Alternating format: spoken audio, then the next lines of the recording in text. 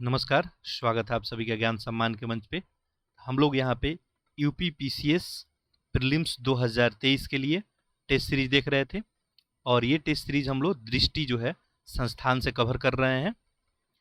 इस क्रम में हम लोग यहाँ पे पहला टेस्ट जो है इन्वायरमेंट प्लस करेंट अफेयर, इससे रिलेटेड कवर किए थे। दूसरा टेस्ट हम लोग यहाँ पे साइंस प्लस करेंट अफेयर। तीसरा टेस्ट आपका हिस्ट्री प्लस करेंट अफेयर। चौथा ज्योग्राफी प्लस करेंट अफेयर। पांचवा आपका पॉलिटी प्लस करेंट अफेयर। तो आज हम लोग इकोनॉमिक्स प्लस करेंट अफेयर का टेस्ट देखेंगे। तो यहाँ पे जो है 5 टेस्ट सीरीज जो है आपको फुल्ली सॉल्व कर दिया गया है। तो मैं लिंक यहाँ पे आपको डिस्क्रिप्शन बॉक्स में प्रोवाइड कर दूंगा। इसके अलावा इस चैनल के प्लेलिस्ट में आप जैसे जाएंगे तो यूपी पीसीएस प्रीलिम्स 2023 देखेंगे तो वहाँ पे भी आपको ये वीडियो देखने को मिल जाएगा। इसके अलावा इस चैनल पे जो है एनसीईआरटी क्लास 6 का हिस्ट्री अपलोड किया गया है विथ एमसीक्यू, तो आप जाके इसे अटेम्प्ट कर सकते हैं, एमसीक्यू को देख सकते हैं और अपने हिस्ट्री को कंसेप्ट को जो है बूस्टअप कर सकते हैं। तो हम लोग आज इकोनॉमिक्स और जो है करंट अफेयर से रिलेटेड जो है आज टेस्ट सीरीज देखेंगे। तो ये टेस्ट सीरीज नंबर आपका 6 है। तो आप सभी जो है चैनल को जो है अधिक से अधिक लोगों में शेयर करें। जो भी पढ़ने वाले बच्चे हैं, चाहे किसी भी एग्जाम के प्रिपरेशन करते हैं, ये टेस्ट सीरीज उनके लिए काफ़ी महत्वपूर्ण है। क्योंकि देखिए आप सभी को पता ही है कि इकोनॉमिक्स हो या पॉलिटी हो, ज्योग्राफी हो, हिस्ट्री हो, साइंस हो, ये सारे एग्जाम के लिए काफ़ी महत्वपूर्ण है। केवल यूपी पीसीएस की ही बात हम करें तो यहाँ पे तो ये महत्वपूर्ण है ही। इसके अलावा जितने भी एग्जाम है यूपीएससी आप लिखने वाले हैं, कोई स्टेट पीसीएस है, वनडे एग्जाम है, तो उन बच्चों में भी शेयर करें और चैनल को जो है सब्सक्राइब जरूर कर ले, क्योंकि आने वाले टेस्ट सीरीज को जो है आपका नोटिफिकेशन आपको मिलते रहे। चलिए तो स्टार्ट करते हैं हम लोग। देखिए पहला क्वेश्चन यहाँ पे उत्तर प्रदेश के बजट से रिलेटेड है। उत्तर प्रदेश जो है बजट 2023-24 के संदर्भ में निम्नलिखित में से कौन सा कथन सही है। अच्छा, एक काम आप लोग जरूर करेंगे कि साथ साथ जो है क्वेश्चन को अटेम्प्ट करते रहेंगे, भले आपको क्वेश्चन आ रहा है या नहीं आ रहा है, मायने नहीं रखता है। आप अटेम्प्ट करते रहेंगे। आप यदि गलत करके आंसर सही करते हैं तो आपको ज़्यादा दिन तक याद रहता है। तो साथ साथ जरूर क्वेश्चन को अटेम्प्ट करेंगे। मैं थोड़ा सा आपको वक्त यहाँ पे दूंगा। तो पहला क्वेश्चन देखिए क्या लिख रहा है कि 2023-24 में जो बजट आया इसमें बताना है कि कौन सा कथन सही है। पहला है उत्तर प्रदेश सरकार जो है 6.9 लाख करोड़ का बजट जो है पेश किया है। राज्य में जो है सकल घरेलू उत्पाद के सांकेतिक वृद्धि दर 19% अनुमानित किया गया है। ये दो स्टेटमेंट है, आपको बताना है कौन सा सही है। केवल एक, एक और दो दोनों, केवल दो, ना तो एक ना ही एक ना ही दो। ठीक है, तो देखिए यहाँ पे ध्यान देंगे तो उत्तर प्रदेश सरकार जो है यहाँ पे अब की बार बजट पेश की है और इसमें जो है 6.9 लाख करोड़ रुपए का ही बजट पेश की है। तो ये स्टेटमेंट बिल्कुल सही है। अब की बार ये बजट जो है 22 फरवरी आपको 2022 को जो है पेश किया गया, वहाँ के वित्त मंत्री सुरेश खन्ना के द्वारा। दूसरा स्टेटमेंट है कि राज्य का जो है सकल घरेलू उत्पाद यानी आपको नॉमिनल रेट की बात की जा रही है, उसमें कितने वृद्धि दर्ज की गई है, तो 19%। ये भी सही है, दूसरा स्टेटमेंट भी सही है। तो दोनों स्टेटमेंट सही है, तो आपका उत्तर हो जाएगा यहाँ पे बी। अच्छा, एक क्वेश्चन आपसे और पूछा जा सकता है कि ये जो बजट है ये कितना जो है पहले से बढ़ाया गया है। तो आपको ये बात पता होना चाहिए कि पिछली बार जो है बजट जो है कितना रहा था। 2000 अगर हम लोग 22-23 की बात करें तो इनका बजट रहा था 6.15 लाख करोड़ रहा था। अभी देखिए कितना हो गया है 6.90। तो यहाँ पे वृद्धि कितना हो जाएगा 0.75 लाख करोड़ का। ये भी बात आप याद रखेंगे। कभी कभी ऐसे भी स्टेटमेंट देके पूछ सकता है कि उत्तर प्रदेश जो है पिछली वर्ष की तुलना में जो है 0.75 लाख करोड़ का जो है बजट ज़्यादा अब की बार पेश किया गया था, स्टेटमेंट सही हो जाता। चलिए अगला क्वेश्चन देखिए। अगला है निम्नलिखित में से कौन सा कथन भारत में हरित क्रांति के संदर्भ में आपको सही नहीं है बताना है। यहाँ पे गलत कौन सा है ये बताना है आपको। देखिए तो ये किसके ग्रीन रेवोल्यूशन के बारे में आपसे पूछा जा रहा है। पहला देखें, इसे जो है 1960 के दशक में भारत के खाद्य संकट के प्रतिक्रिया के रूप में शुरू किया गया था। अब भारत में जो है पता ही है आपको, पहले खाद्य संकट था। भारत जो है अपने यहाँ खाने का पूर्ति नहीं हो पाता था, उत्पादन यहाँ पे काफ़ी कम होता था। दूसरा है ये अधिक उपज वाली बीजों की किस्मों की शुरुआत पर केंद्रित है। तीसरा है इसे कृषि उत्पादकता और उत्पादन में वृद्धि हुई।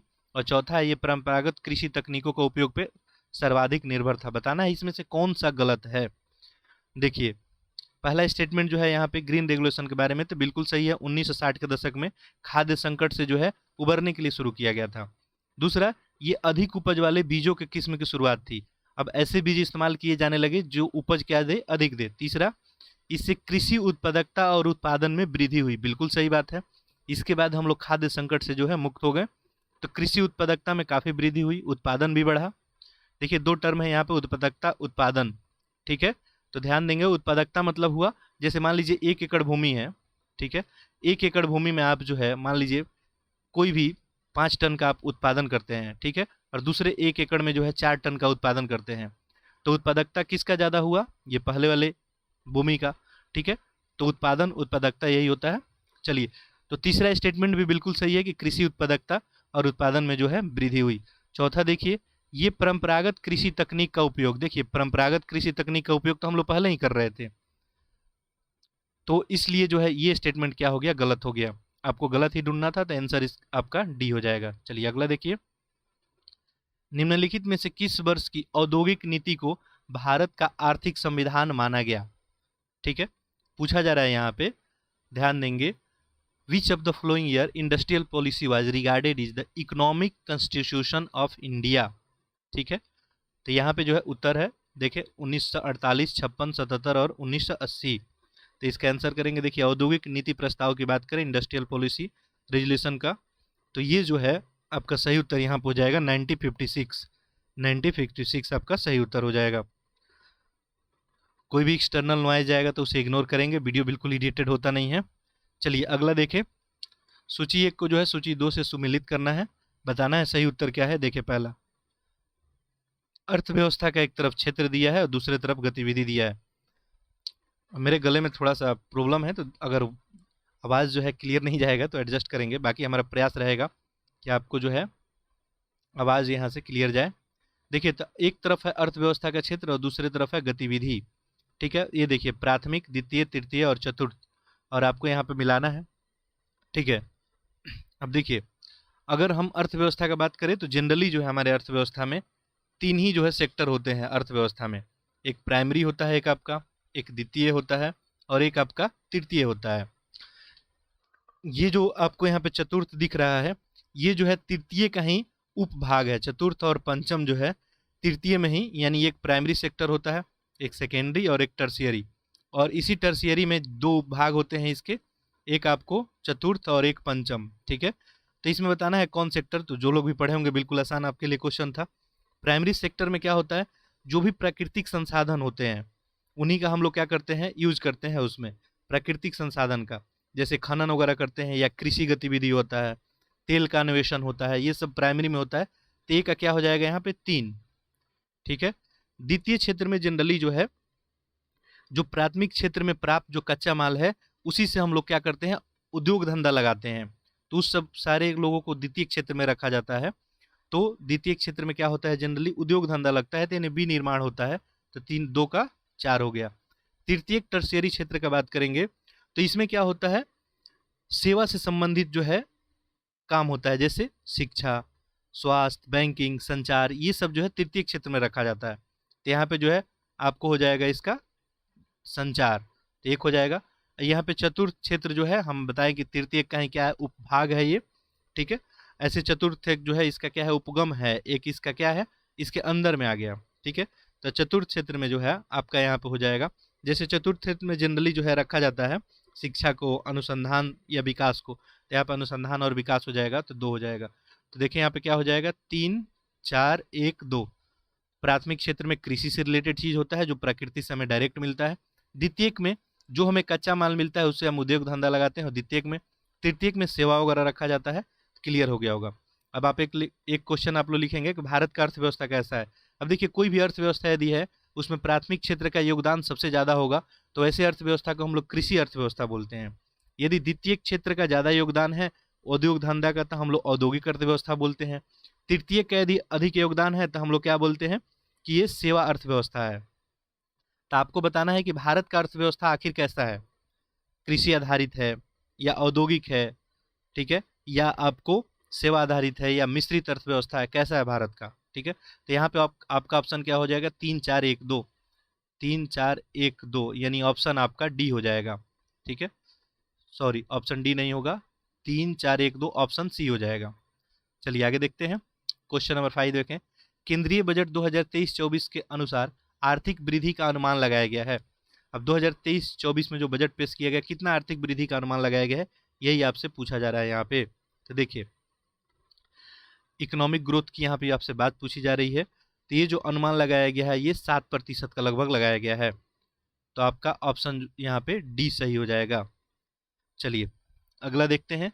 पब्लिक अफेयर सूचकांक 2022 में निम्नलिखित में से किसे सर्वश्रेष्ठ शासित राज्यों के रूप में स्थान दिया गया है। जो पब्लिक अफेयर्स जो है इंडेक्स 2022 आया है, इसी के रिपोर्ट के अनुसार बताना है कि सर्वश्रेष्ठ शासित राज्य के रूप में किसको स्थान दिया गया है। ठीक है, ये बेंगलुरु स्थित जो है पब्लिक अफेयर सेंटर ये सर्वे करती है, और इसमें जो है शासन के लिए अगर बात करें तो आपको हरियाणा को दिया गया है सर्वश्रेष्ठ, यानी प्रशासन में जो है गुणवत्ता लाने के लिए, जैसे समाज में न्याय दे पाया, आर्थिक न्याय दे पाया, राजनीतिक न्याय, इस सब में जो है सबसे आगे हरियाणा को पाया गया। यानी प्रशासनिक गुणवत्ता में जो है सबसे अच्छा शासन हरियाणा का रहा, इसलिए इसको नंबर 1 जो है रैंकिंग दिया गया। अब इसके बाद जो है आपको तमिल आ जाएगा, केरल आ जाएंगे, छत्तीसगढ़। ठीक है, तो 2 नंबर पे आपका तमिल आ जाएगा, तमिल 2 नंबर पे याद रखेंगे, तमिलनाडु। ठीक है, और इसके बाद 3 पे केरल, 4 पे छत्तीसगढ़। ठीक है, चलिए आगे बढ़ते हैं। अगला है विश्व मानसिक स्वास्थ्य दिवस कब मनाया जाता है। ठीक है, तो विश्व जो है मानसिक स्वास्थ्य दिवस, देखिए पहला ऑप्शन है आपका 9 जनवरी, दूसरा है आपको 15 अप्रैल, तीसरा है 21 जुलाई और चौथा है 10 अक्टूबर। आंसर साथ में आप लोग करते रहेंगे। तो इसका सही उत्तर है 10 अक्टूबर। 10 अक्टूबर को जो है मानसिक स्वास्थ्य से जो है जितने भी जुड़े मुद्दे हैं उनमें जागरूकता जो है फैलाने के लिए ये काम किया जाता है। आगे देखिए, आपातकालीन क्रेडिट लाइन गारंटी योजना ECLGS के संदर्भ में बताना है कौन सा आपको सही है। ठीक है, अब देखिए ECLGS क्या है, यहाँ पे देखिए आपसे emergency credit line guarantee scheme के बारे में आपसे पूछा जा रहा है। Emergency credit line guarantee scheme के बारे में। तो देखिए पहला स्टेटमेंट है, इमरजेंसी जो है क्रेडिट लाइन ग्रांट जो है स्कीम को वित्तीय संकट से उबरने के लिए व्यावसायिक उद्यमों या MSMEs के लिए लॉन्च किया गया था। दूसरा है, सिविल डेटा से पता चला कि ECLGS उधारकर्ताओं की गैर निष्पादित संपत्ति दरें कम थी। ठीक है, तो यहाँ पे जो है आपको बताना है कि कौन सा सही है, केवल एक और दो ना ही एक और ना ही दो। देखिए ये वित्तीय संकट से उबरने के लिए जो है, वित्तीय संकट से उबरने के लिए क्या किया गया था, आपको MSME के द्वारा ये लाया गया था, तो बिल्कुल ही सही है। और दूसरा यहाँ पे जो आपको सिविल डेटा से पता चला कि ये जो है आपको गैर निष्पादित संपत्ति दरें की बात की जा रही है। यहाँ पे देख लें, अगर समझ में नहीं आ रहा होगा तो CIBIL data shows that the ECLGS borrowers had lower non performing asset rates, इसी के बारे में आपसे बात की जा रही है। देखिए इकोनॉमिक्स में क्या होता है ना, कुछ हिंदी टर्म जो है काफ़ी उलझाने वाले होते हैं, तो जब भी आप क्वेश्चन कर रहे हैं, तो जब भी समझ में नहीं आए, कोई प्रॉब्लम हो, इंग्लिश के टर्म को जरूर देख लें। ठीक है, तो ये बिल्कुल ही ये भी सही है, दरें कम की बात की गई थी, तो दोनों स्टेटमेंट सही है। यहाँ पे ऑप्शन बी आपका सही उत्तर हो जाएगा। चलिए अगला क्वेश्चन देखते हैं। अगला क्वेश्चन है विनिमय दर के संदर्भ में बताना है कौन सही है। अब विनिमय दर क्या होता है, देखिए एक्सचेंज रेट। ठीक है, तो एक्सचेंज रेट के बारे में आपसे पूछा जा रहा है कि कौन सा सही है। पहला देखिए, यह एक मुद्रा की किसी दूसरी मुद्रा के मूल्य के संदर्भ में है। दूसरा है, भारत ने स्थिर विनिमय दर प्रणाली को अपनाया है। अच्छा, जिनको भी वीडियो स्लो लग रहा होगा वीडियो को फास्ट करके देख सकते हैं। आपको यूट्यूब ऑप्शन देता ही है, आप 1.25, 1.5 या 1.75 जहां आप कंफर्ट महसूस करें वीडियो को जो है देख सकते हैं। और वीडियो को जो है अधिक से अधिक लोगों में बिल्कुल शेयर करेंगे। ये चैनल बिल्कुल आप ही का है, और आपका यदि कोई डिमांड टॉपिक है तो आप कमेंट बॉक्स में जो है लिख सकते हैं। अपना फीडबैक आप कमेंट बॉक्स में जरूर लिख सकते हैं। कोई आपका सुझाव है तो आप कमेंट बॉक्स में जरूर लिखेंगे। तो यहाँ पूछा जा रहा था विनिमय दर के बारे में, यानी एक्सचेंज रेट के बारे में कौन सा सही है। पहला स्टेटमेंट था कि एक मुद्रा जो दूसरी मुद्रा के संदर्भ में मूल्य है, एक मुद्रा के किसी दूसरी मुद्रा के संदर्भ में है, तो बिल्कुल सही है। भारत में स्थिर विनिमय दर प्रणाली को अपनाया गया है, तो देखिए भारत में जो है स्थिर विनिमय दर प्रणाली को नहीं अपनाया गया है, प्रबंधित विनिमय दर प्रणाली को अपनाया गया है, तो ये स्टेटमेंट तो गलत हो गया। तो यहाँ पे केवल एक सही हुआ, तो ऑप्शन ए आपका सही हो जाएगा। चलिए अगला देखिए, क्वेश्चन नंबर 10, निम्नलिखित में से किसने चिकित्सा के क्षेत्र में नोबेल पुरस्कार 2022 जीता? तो चिकित्सा के क्षेत्र में जो है यहाँ पे देखिए 4 ऑप्शन दिया गया है, एनी आर्नक्स, एल्स जो है वियालिया तस्की, वेरी जो है सैपलेस और स्वाते पावो। बताना है इसमें से कौन किसको जो है चिकित्सा के क्षेत्र में जो है आपको मिला। तो चिकित्सा के क्षेत्र में स्वाते जो है पावो को मिला है, तो यहाँ पे ऑप्शन आपका केवल 4 यानी ऑप्शन सी सही हो जाएगा। अब इसके अलावा आपसे ये भी क्वेश्चन पूछा जा सकता है कि आप बताइए कि भौतिकी के क्षेत्र में किसे मिला है, रसायन के क्षेत्र में किसे मिला है। तो इस क्वेश्चन को भी प्रिपेयर रखेंगे। देखिए भौतिक के क्षेत्र में जो है आपको एलेन जो है, एलेन आपको एस्पेक्ट को, उसके अलावा क्लासर को और जिलिंगर 3 लोगों को मिला था। रसायन के क्षेत्र में देखेंगे आपको तो कैरलिन आर ब्रोटोजी, मार्टिन जो है मेडलन और बेरी सार्प्लेस, ये लोग को दिया गया था। चलिए आगे बढ़ते हैं। अगला क्वेश्चन है, हाल ही में उत्तर प्रदेश ने बुंदेलखंड एक्सप्रेसवे और डिफेंस कॉरिडोर परियोजना के लिए कितनी राशि प्रस्तावित की है? ठीक है, तो बिल्कुल स्टैटिक सा क्वेश्चन है ये कि उत्तर प्रदेश सरकार जो है कितनी राशि जो है प्रस्तावित की है बुंदेलखंड एक्सप्रेसवे और डिफेंस कॉरिडोर के लिए। ठीक है, तो ये जो है 550 करोड़ की राशि जो है इसके लिए आवंटित की गई है। आगे देखिए, प्रस्तावित की गई है। अगला है, भारत में न्यूनतम समर्थन मूल्य एमएसपी के बारे में आपको बताना है। मिनिमम जो सपोर्टिंग प्राइस मिलता है उसी के बारे में आपको बताना है कि कौन सा स्टेटमेंट इसमें सही है। ठीक है, यहाँ पे 4 स्टेटमेंट दिया है। अब नीचे देखिए क्या दिया गया है ऑप्शन में, 1 2 3 4, 2 3 और 1 4। तो आंसर आप जरूर करते रहेंगे। देखिए पहला है, इसे पहली बार 1977-78 में धान के लिए निर्धारित किया गया। दूसरा है, गन्ने का उचित और लाभकारी मूल्य एफआरपी रंगराजन समिति की रिपोर्ट पर आधारित है। तीसरा है, एमएसपी जो है 22 अनिवार्य फसलों के लिए प्रदान किया जाता है। और चौथा है, एमएसपी पे अंतिम निर्णय कृषि लागत और मूल्य आयोग द्वारा लिया जाता है। देखिए बात करें अगर मिनिमम सपोर्टिंग जो है प्राइस के लिए न्यूनतम जो है समर्थन मूल्य का, तो केंद्र सरकार का जो है योजना था और इसमें बात किया गया था कि कुछ जो है फसलों पे जो है उत्पादन पे हम लोग मिनिमम जो है सपोर्टिंग प्राइस देंगे। तो इसमें पहला ही दिया है कि धान के लिए निर्धारित किया गया था। पहला स्टेटमेंट क्या दे रहा है, धान के लिए निर्धारित किया गया था। तो ये स्टेटमेंट जो है आपको गलत है। ये जो है 1900 आपको 66-67 में गेहूं के लिए जो है शुरू किया गया था। ठीक है, तो ये स्टेटमेंट तो गलत हो गया। ठीक है, दूसरा है, गन्ने के उचित और लाभकारी मूल्य रंगराजन समिति की रिपोर्ट के आधार पर तो बिल्कुल सही है। तीसरा है, एमएसपी में 22 अनिवार्य फसल जो है इसके लिए प्रदान किया जाता है, तो बिल्कुल सही है। एमएसपी में जो है 22 जो है फसलों को जो है एमएसपी दिया जाता है, तो स्टेटमेंट तीसरा आपका जो है यहाँ पे सही है। अब देखिए 22 फसलों में आप देखेंगे तो कुछ अनाज है जैसे धान है, गेहूं है, मक्का है, बाजरा है, ज्वार है, रागी है और जौ है। इसके अलावा आपको दाल में जो है चना का दाल, अरहर का दाल, उड़द, मूंग और मसूर का दाल।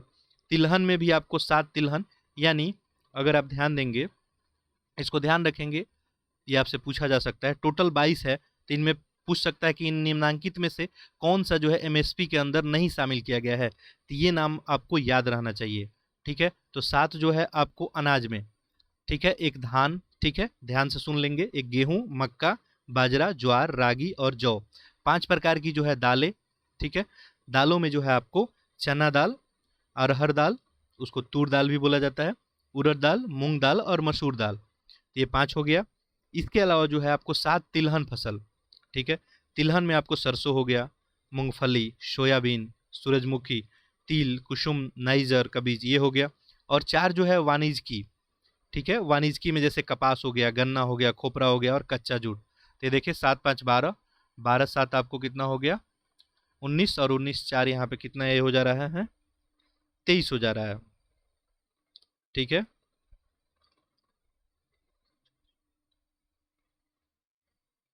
ठीक है 23 हो जा रहा है। एक यहाँ पे मैं शायद अधिक बता दिया, ये 22 ही है। ठीक है, चलिए, तो 22 प्रकार के फसलों पे जो है ये दिया जा रहा है। इसके अलावा देखेंगे तो एमएसपी का अंतिम निर्णय कृषि लागत और मूल्य आयोग द्वारा लिया जाता है, तो ये जो है आपको स्टेटमेंट ये गलत है। ठीक है, तो ये स्टेटमेंट आपको गलत है, तो इसलिए जो है यहाँ पे आपका क्या हो जाएगा, 2 और 3 ऑप्शन में देखिए, 2 और 3 कहाँ है, ऑप्शन सी में है। ठीक है, तो ऑप्शन सी आपका सही आंसर हो जाएगा। चलिए अगला क्वेश्चन देखते हैं, निम्नलिखित युग्मों में से कौन सही सुमेलित नहीं है। ठीक है, आपको बताना है इसमें से कौन सा गलत है। देखिए पहला है यहाँ पे भारतीय औद्योगिक वित्त निगम नई दिल्ली में है, ये जो है स्टेटमेंट आपका बिल्कुल सही है। भारतीय औद्योगिक ऋण और निवेश निगम मुंबई में है, ये भी सही है। तीसरा है भारतीय औद्योगिक विकास बैंक कोलकाता में है, ये आपका गलत हो गया, ठीक है। ये आपका जो है भारतीय औद्योगिक जो है विकास बैंक जो है कलकत्ता में, ये गलत हो गया।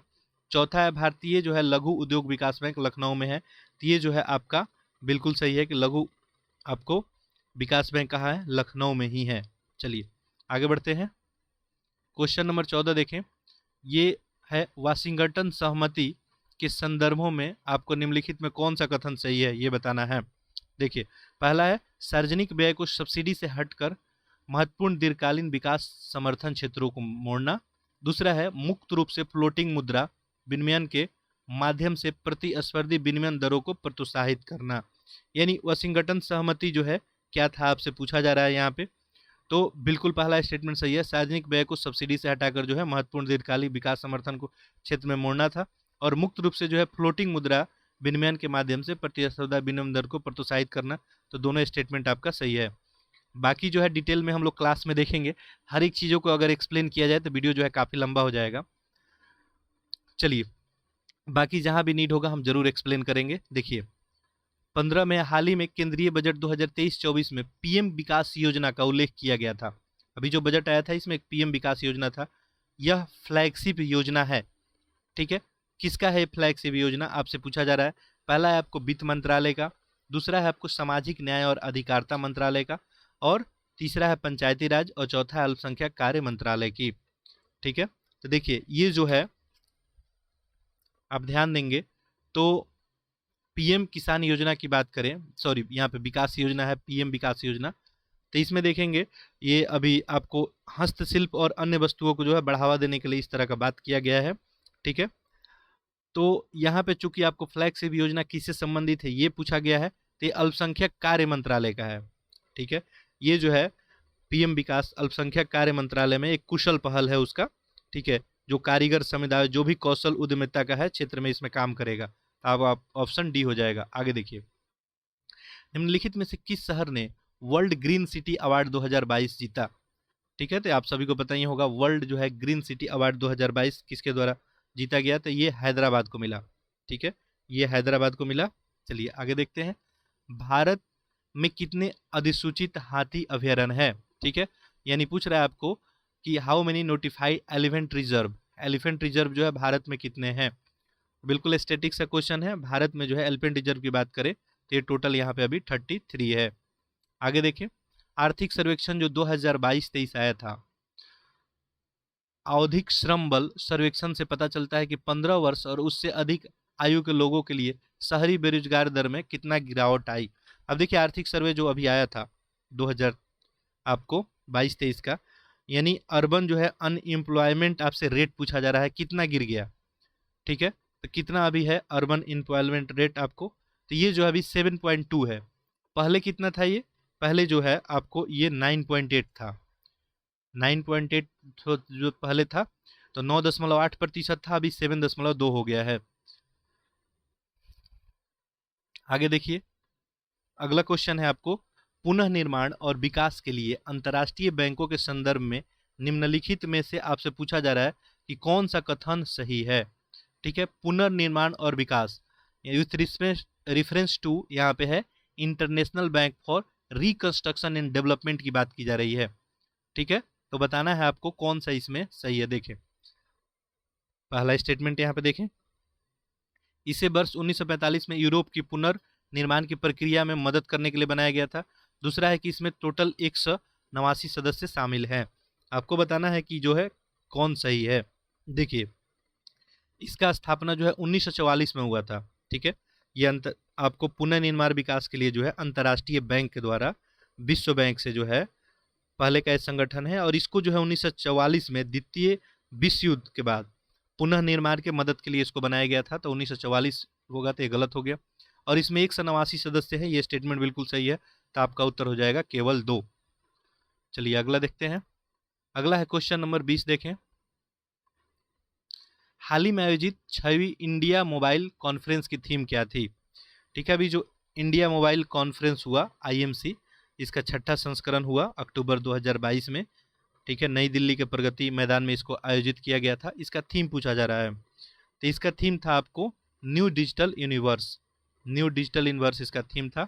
आगे देखिए, अगला क्वेश्चन है आपको, क्वेश्चन नंबर 21 है यहाँ पे, जल जीवन मिशन के संदर्भ में बताना है कौन सा सही है। जल जीवन मिशन जो है काफी चर्चा में रहा है, तो इसी के संदर्भ में आपको बताना है कि कौन सा जो है सही है। देखिए, पहला स्टेटमेंट है, उत्तर प्रदेश सरकार ने जल जीवन मिशन के लिए 30,000 करोड़ रुपए जो है आवंटित किए हैं। दूसरा है, उत्तर प्रदेश के सभी 2.26 करोड़ परिवार को शुद्ध पेयजल उपलब्ध कराने का लक्ष्य रखा गया है।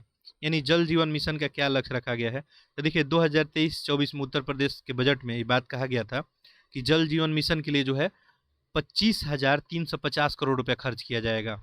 25,350 करोड़ रुपया। तो ये स्टेटमेंट जो है गलत हो गया। आप अप्रोक्स डाटा याद रखें कि 25,000 करोड़ जो है इसमें खर्च किया गया है, तो ये गलत हो गया। और दूसरा स्टेटमेंट है यहाँ पे कि उत्तर प्रदेश के सभी 2.26 करोड़ परिवार को जो है शुद्ध पेयजल उपलब्ध कराने का लक्ष्य रखा गया है, तो ये सही है। तो यहाँ पे ऑप्शन सी सही हो जाएगा। आगे देखें, अगला है, सार्वजनिक वितरण प्रणाली के संदर्भ में बताना है कौन सही है।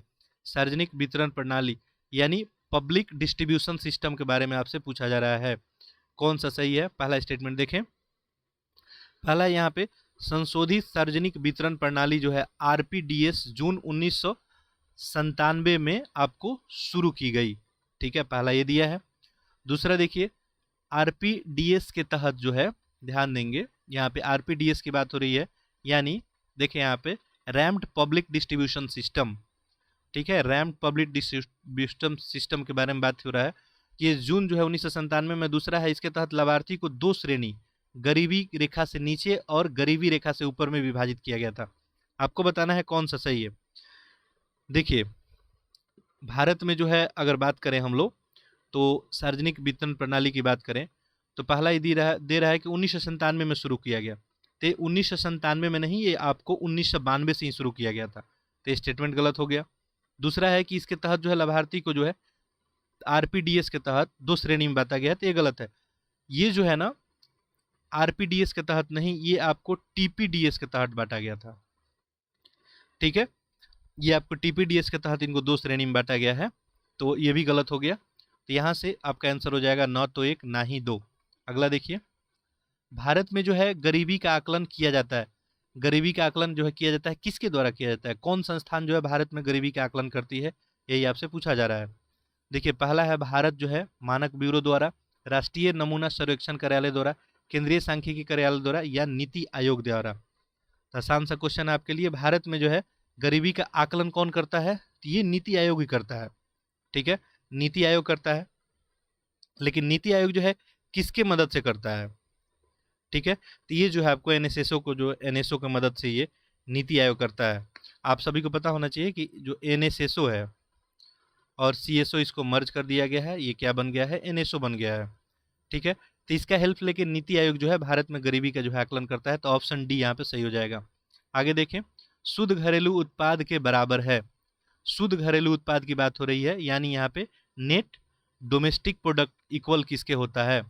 ठीक है, ये आपसे पूछा जा रहा है। देखिए, नेट डोमेस्टिक जो है प्रोडक्ट जो है किसके इक्वल होता है, तो ये जो सकल घरेलू उत्पाद माइनस जो मूल्य ह्रास होता है, वही होता है आपको नेट जो है डोमेस्टिक प्रोडक्ट। जो सकल घरेलू उत्पाद आता है उसमें से आप कम कर देंगे क्या, मूल्य ह्रास माइनस कर देंगे। चलिए आगे देखते हैं अगला क्वेश्चन। अगला है, केंद्रीय बजट जो है 23-24 के संदर्भ में आपको बताना है। देखिए, इसमें 7 प्राथमिकता सप्तऋषि का उल्लेख किया गया है। इनमें से कौन एक हिस्सा नहीं है सप्तऋषि का। देखिए, तो सप्तऋषि काफी चर्चा में था। ठीक है, सप्तऋषि में जो है आपको 6-7 चीजें यहाँ पे रखी गई थी, तो इनमें आपसे पूछा जा रहा है कि बताइए कि कौन इसमें नहीं रहा था। ठीक है, तो इसमें कौन नहीं रहा था ये आपसे पूछा जा रहा है। तो देखिए, सप्तऋषि में जो है समावेशी विकास का बात किया गया था, बिल्कुल सही है। हरित विकास, वित्तीय क्षेत्र, महिला सशक्तिकरण का बात नहीं किया गया था। समावेशी विकास में जो है 7 चीजों को प्राथमिकता दी गई थी, जैसे अंतिम बिंदु तक पहुंचना है, बुनियादी ढांचा और निवेश क्षमता को उभारना, हरित विकास को जो है बढ़ावा देना, युवा शक्ति, वित्तीय क्षेत्र, ये सब बात किया गया था। महिला सशक्तिकरण का बात नहीं किया गया था। चलिए आगे बढ़ते हैं। निम्नलिखित में से कौन सा संगठन जो है स्टेट फास्ट नून अभ्यास आयोजित करता है। ये कौन सा संगठन जो है करता है, स्टेट फास्ट जो है स्टेट जो है फास्ट नून अभ्यास कौन आयोजित करता है? तो ये एक जो है परमाणु अभ्यास है, इसमें 14 देश इसमें पार्टिसिपेट करते हैं। ठीक है, ये अभ्यास जो है ये अभ्यास किया जाता है किसके द्वारा? नाटो के द्वारा। नाटो के बारे में आप सभी को पता ही होगा। चलिए आगे बढ़ते हैं। अगला देखिए, उत्तर प्रदेश इलेक्ट्रिक वाहन विनिर्माण और गतिशीलता नीति 2022, ये जो आया था, इसके संदर्भ में आपको बताना है। उत्तर प्रदेश जो है electric vehicle manufacturing and mobility policy 2022 के बारे में आपको बताना है, कौन सा सही है। ठीक है, नीचे है वैसे ही आपको केवल एक और दो और ना तो एक ना ही दो। देखिए पहला स्टेटमेंट यहाँ पे देखेंगे आप, तो पहला है Uttar Pradesh power corporation limited charging अधोसंरचना के निर्माण हेतु निवेश के समन्वय और सुविधा हेतु नोडल एजेंसी है। ठीक है, तो पहला स्टेटमेंट यही दिया है। तो देखिए ये जो है आपको गलत हो गया। चार्जिंग अधोसंरचना की बात की जाए तो इसमें जो है इन्वेस्ट यूपी को नोडल एजेंसी बनाया गया है, इन्वेस्ट यूपी को बनाया गया है, तो ये गलत हो गया। दूसरा, चार्जिंग स्टेशन को 50% की दर से एकमुश्त पूंजीगत अनुदान प्रदान किया जाएगा जो अधिकतम 50 लाख रुपए प्रति यूनिट के अधीन होगा, तो ये भी गलत हो गया। यहाँ पे जो है बात किया गया है आपको 2000 चार्जिंग स्टेशन की बात की गई थी और इसमें जो है आपको अधिकतम जो है 10 लाख रुपये की बात की गई थी, यहाँ पे 50 लाख रुपया है, तो ये भी गलत हो गया। तो यहाँ से आपका ऑप्शन सही हो जाएगा ना तो एक ना ही दो। चलिए अगला देखिए, वित्तीय वर्ष 2023 में औसत जो है जीएसटी संग्रह बढ़कर कितना हो गया? ठीक है, जीएसटी का संग्रह कितना बढ़ गया ये आपसे पूछा जा रहा है। ठीक है, तो यहाँ पे ध्यान देंगे 2023 में आपसे पूछा जा रहा है। ठीक है, तो ये 2023 में जो बढ़ा हुआ है कितना बढ़ गया है यहाँ पे, तो ये 1.49 लाख करोड़ रुपया। ठीक है, बढ़कर हो गया, यहाँ पे पूछा गया है बढ़कर हो गया, यानी कितना बढ़ा ये नहीं पूछ रहा है, कितना बढ़ के हो गया, तो 1.49 हो गया। ठीक है, और इसी क्वेश्चन में यदि आपसे पूछा जाता कि कितना बढ़ा, ठीक है, तो आपको क्या करना पड़ता, पिछले वाला और इसमें से माइनस करते तब आपका उत्तर आ जाता। अगला देखिए, अगला है अंतर्राष्ट्रीय वित्त निगम निम्नलिखित में से किस संगठन का एक हिस्सा है? ठीक है, इसमें 4 आपको दिया गया है, अंतर्राष्ट्रीय मुद्रा कोष, विश्व बैंक दिया गया है, इसके अलावा जो है आपको यूरोपीय निवेश बैंक, संघाई सहयोग संगठन, ये किसका हिस्सा है आपसे पूछा जा रहा है। तो देखिए ये अंतर्राष्ट्रीय वित्त निगम जो है आपका विश्व बैंक का हिस्सा है। चलिए आगे बढ़ते हैं, क्वेश्चन नंबर 30 देखें, निम्नलिखित में से किसे जो है 2022 यूएन एसडीजी एक्शन अवार्ड से सम्मानित किया गया है? UN SDG award action award जो है इससे किसको सम्मानित किया गया है? तो बिल्कुल ये फैक्चुअल सा क्वेश्चन है, देखें ये किया गया है सृष्टि बख्शी को। सृष्टि बख्शी को एक महिला है, ये जो सृष्टि बख्शी ये कन्याकुमारी से लेकर कश्मीर तक जो है 12 भारतीय राज्यों के माध्यम से 3800 किलोमीटर, ठीक है, 3800 किलोमीटर तक पैदल यात्रा शुरू की थी और इन्हें ये दिया गया है। चलिए आगे देखते हैं, हाल ही में उत्तर प्रदेश ने Delhi Ghaziabad Meerut corridor regional rapid transit system project के लिए बजट राशि कितना आवंटित की है? ठीक है, तो ये आपसे पूछा जा रहा है दिल्ली गाजियाबाद जो मेरठ कॉरिडोर जो है रीजनल रैपिड जो है आपको प्रोजेक्ट जो अभी चल रहा है वहाँ पे, इसके लिए कितना जो है राशि आवंटित किया गया है? तो ये किया गया है आपको यहाँ पे 1306 करोड़ रुपये। चलिए आगे बढ़ते हैं, दूसरा है आपको कथन है और कारण है, आपको बताना है। ठीक है, पहला देखिए, विश्व व्यापार संगठन ने के ग्रीन बॉक्स में कृषि सब्सिडी शामिल है जो व्यापार के लिए न्यूनतम या कोई विकृति नहीं करती है। दूसरा है, इस श्रेणी के तहत सब्सिडी बिना सीमा के अनुमति दी जाती है। बताना है इसमें जो है कौन सा आपको सही है। देखिए क्वेश्चन नंबर आपका 32 है। ठीक है, तो इसमें कथन कारण है, देखिए पहला तो ए आर सही, आर ए सही का व्याख्या करता है, उत्तर करेंगे इसका, साथ साथ आंसर आप लोग करते रहेंगे। देखिए विश्व व्यापार संगठन जो है ग्रीन बॉक्स में कृषि सब्सिडी शामिल है इसके, जो व्यापार के लिए न्यूनतम जो है कोई विकृति नहीं रखती है, बिल्कुल सही है। इस श्रेणी के तहत सब्सिडी बिना सीमा की अनुमति दी जाती है, भी सही है, कथन भी सही है, कारण भी, और इसका सही व्याख्या भी कर रहा है, तो ऑप्शन ए आपका सही उत्तर यहाँ पे हो जाएगा। चलिए आगे देखते हैं, क्वेश्चन नंबर हम लोग 33 देखिए, आगे है आपको क्वेश्चन नंबर 33 में देखें, बेसल समझौता निम्नलिखित में से किस क्षेत्र से संबंधित है? बेसल समझौता, अच्छा देखिए अपना जो है क्या है कि अपना बहुत बड़ा कोई हमारा टीम नहीं है, तो आप लोग ही हमारी टीम है, तो वीडियो को जो है अधिक से अधिक बच्चों तक आप पहुंचाएं, ताकि हमारा जो प्रयास है कि अब कोई भी क्वालिटी एजुकेशन से वंचित नहीं रहे। इस चैनल पर भी बहुत सारा चीज़ होने वाला है आपके लिए, तो इसे जो है आप ज़्यादा से ज़्यादा बच्चों में पहुँचाएं, शेयर कर लें और चैनल को जो है सब्सक्राइब भी जरूर कर लें। तो देखिए यहाँ पे बेसल समझौते की बात हो रही थी, पूछा जा रहा है कि इसमें से जो है किस क्षेत्र से संबंधित है ये बेसल्स। तो देखिए ये जो है बैंकिंग क्षेत्र से संबंधित है बेसल समझौता। ठीक है, आगे देखते हैं। निम्नलिखित में से किस देश ने सबसे पहले सकल राष्ट्रीय खुशहाली सूचकांक जो है विकसित किया, ये पूछा जा रहा है। तो भूटान के बारे में आप सभी को पता होगा, भूटान इसका सही उत्तर होगा। भूटान जो है एक हिमालयी आपको देश है और 1970 के दशक के दौरान ये राष्ट्रीय जो है आपको खुशहाल जो है सूचकांक विकसित इसी के द्वारा किया गया था। चलिए आगे देखते हैं अगला। केंद्रीय बजट जो है 2023-24 के अनुसार सिकल सेल एनीमिया उन्मूलन का लक्ष्य जो है, सिकल सेल एनीमिया जो बीमारी होता है इससे उन्मूलन का लक्ष्य कब तक रखा गया है। तो देखिए 2047 तक जो है गवर्नमेंट डिसाइड किया है कि इससे जो है हम उसको भारत में समाप्त कर देंगे इस बीमारी को। सिकल सेल एनीमिया जो है काफ़ी खतरनाक बीमारी है। इसमें जो आपका आरबीसी होता है, रेड ब्लड सेल, ठीक है, ये अपना आकृति चेंज कर लेता है। जैसे कहने का मतलब मान लीजिए ऐसे आकृति है आरबीसी का, तो ये जो है कुछ ऐसे हो जाएगा, आकृति अपना बदल लेता है। तो इससे उन्मूलन के लिए भारत सरकार 2047 तक लक्ष्य रखी है। अगला है, किस शहर में भारत के पहले माइग्रेशन मॉनिटरिंग सिस्टम का उद्घाटन किया गया है। तो ये जो किया गया भारत में, ये किया गया है आपको मुंबई में। आगे देखें, उत्तर प्रदेश सरकार ने एक बागवानी मॉडल ग्राम विकसित करने का निर्णय लिया है। अब जो एक बागवानी मॉडल जो है ग्राम, ये विकसित किया जाएगा, ये किसके लिए किया जाएगा, जिला स्तर पे, राज्य स्तर पे, विकास खंड पे। ठीक है, विकास खंड यानी ब्लॉक लेवल की बात की जा रही है। ठीक है, पंचायत स्तर पे, तो ये किया जाएगा आपको ब्लॉक लेवल पे। ठीक है, ब्लॉक लेवल पे एक बागवानी जो है मॉडल को विकसित किया जाएगा। चलिए अब हम लोग देखते हैं क्वेश्चन नंबर 38। यहाँ पे आपको एफडीआई के बारे में आपको बताना है। तो एफडीआई का आप लोग एफडीआई से परिचित होंगे। जो भी नए लोग हैं बिल्कुल परेशान नहीं होंगे, आप लोग इसके जो है सीखेंगे। ये पूरा लेक्चर समाप्त होगा, आप बहुत सारा इकोनॉमिक्स यहाँ से सीख के जाने वाले हैं। तो एफडीआई यानी प्रत्यक्ष विदेशी निवेश के बारे में आपसे पूछा जा रहा है कि कौन सा कथन सही है।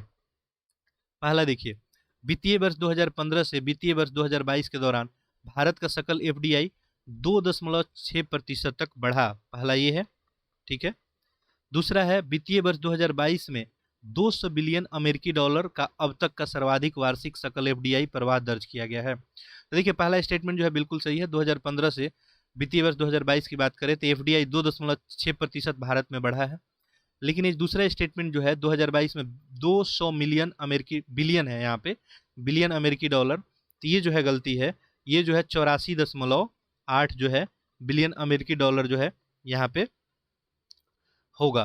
तो ये स्टेटमेंट गलत हो गया, तो यहाँ पे केवल एक सही हो जाएगा, तो ऑप्शन ये आपका सही उत्तर हो जाएगा। अगला देखिए, अगला है कि एशियाई विकास बैंक में कितने सदस्य हैं अभी, यानी एडीबी में आपसे पूछा जा रहा है, एडीबी जो है इसमें कितने सदस्य हैं। तो बिल्कुल ही ये फैक्चुअल सा क्वेश्चन है। इसमें आपको यहाँ पे टोटल आपको 68 जो है यहाँ पे सदस्य हैं। एडीबी में कितने अभी मेंबर है, तो 68 है इसमें।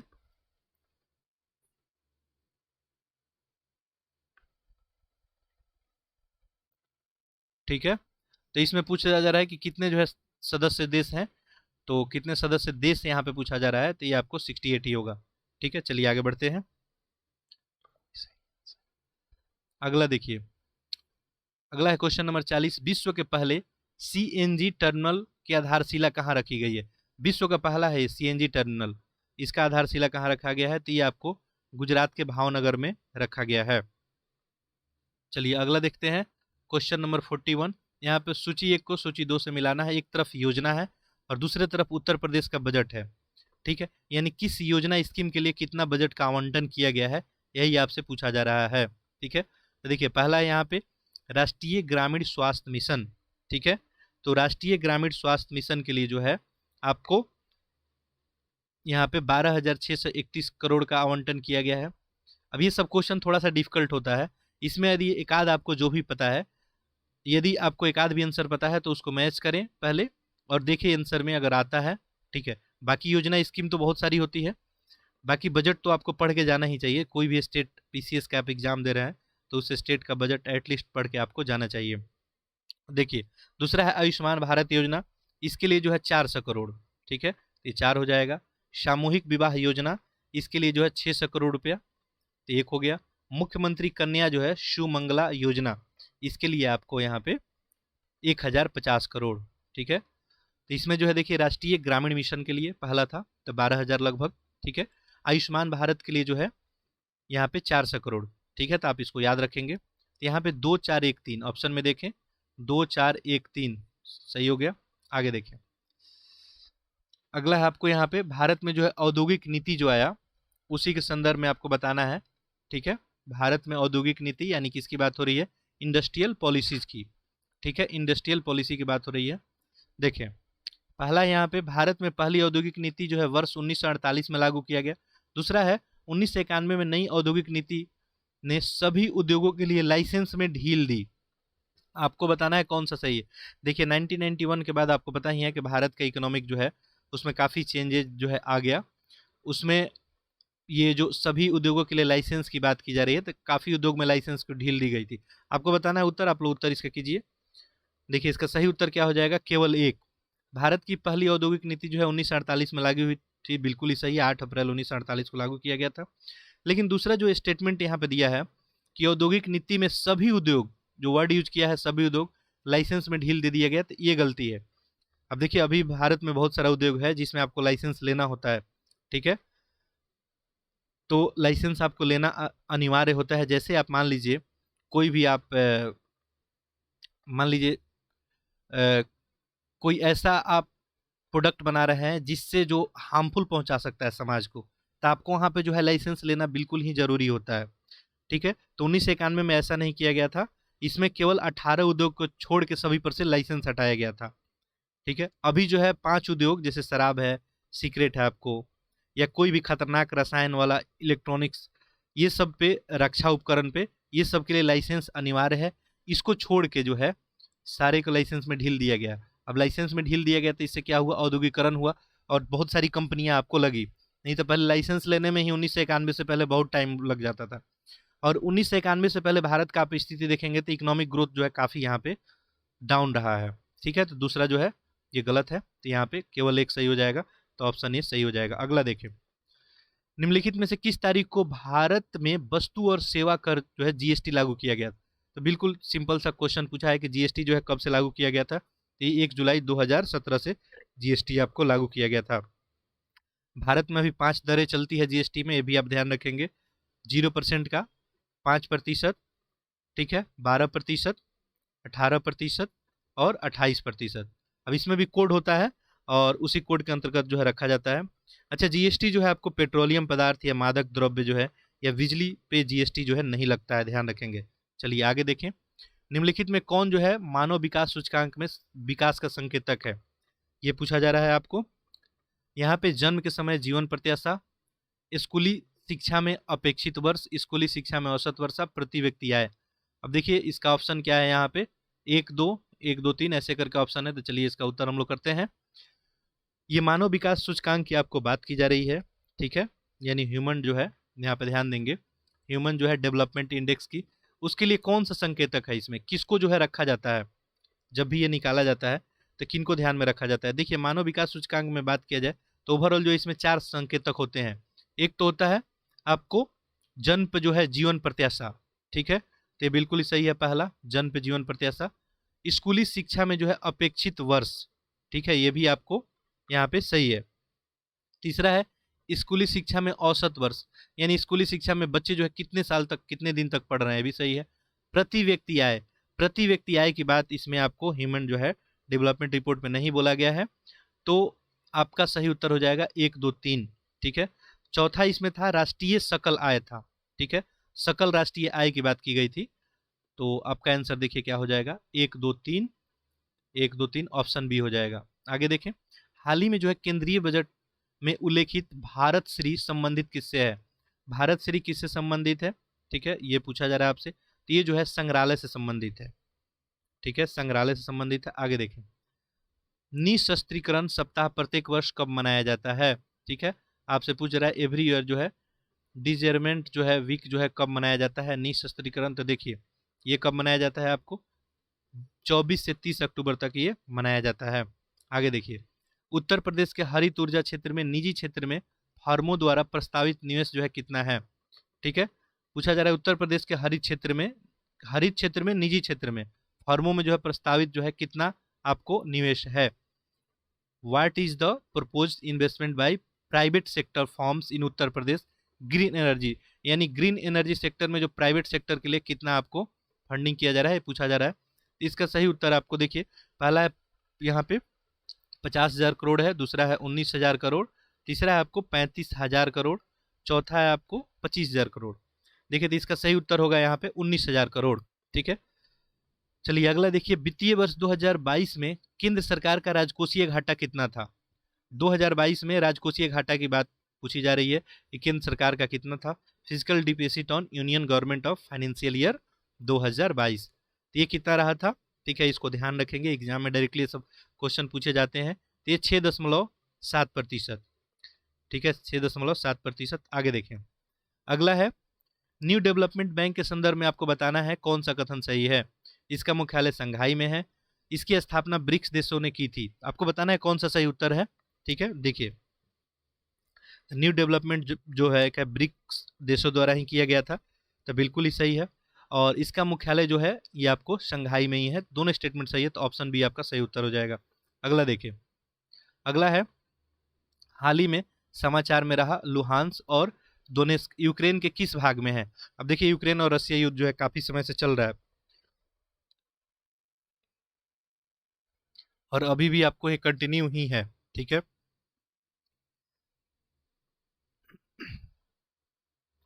तो अभी भी आपको ये कंटिन्यू ही है। तो पूछा जा रहा है कि आपको किस भाग में स्थित है। 10 सेकेंड रुकेंगे, गले में थोड़ा सा प्रॉब्लम है। 10 सेकेंड।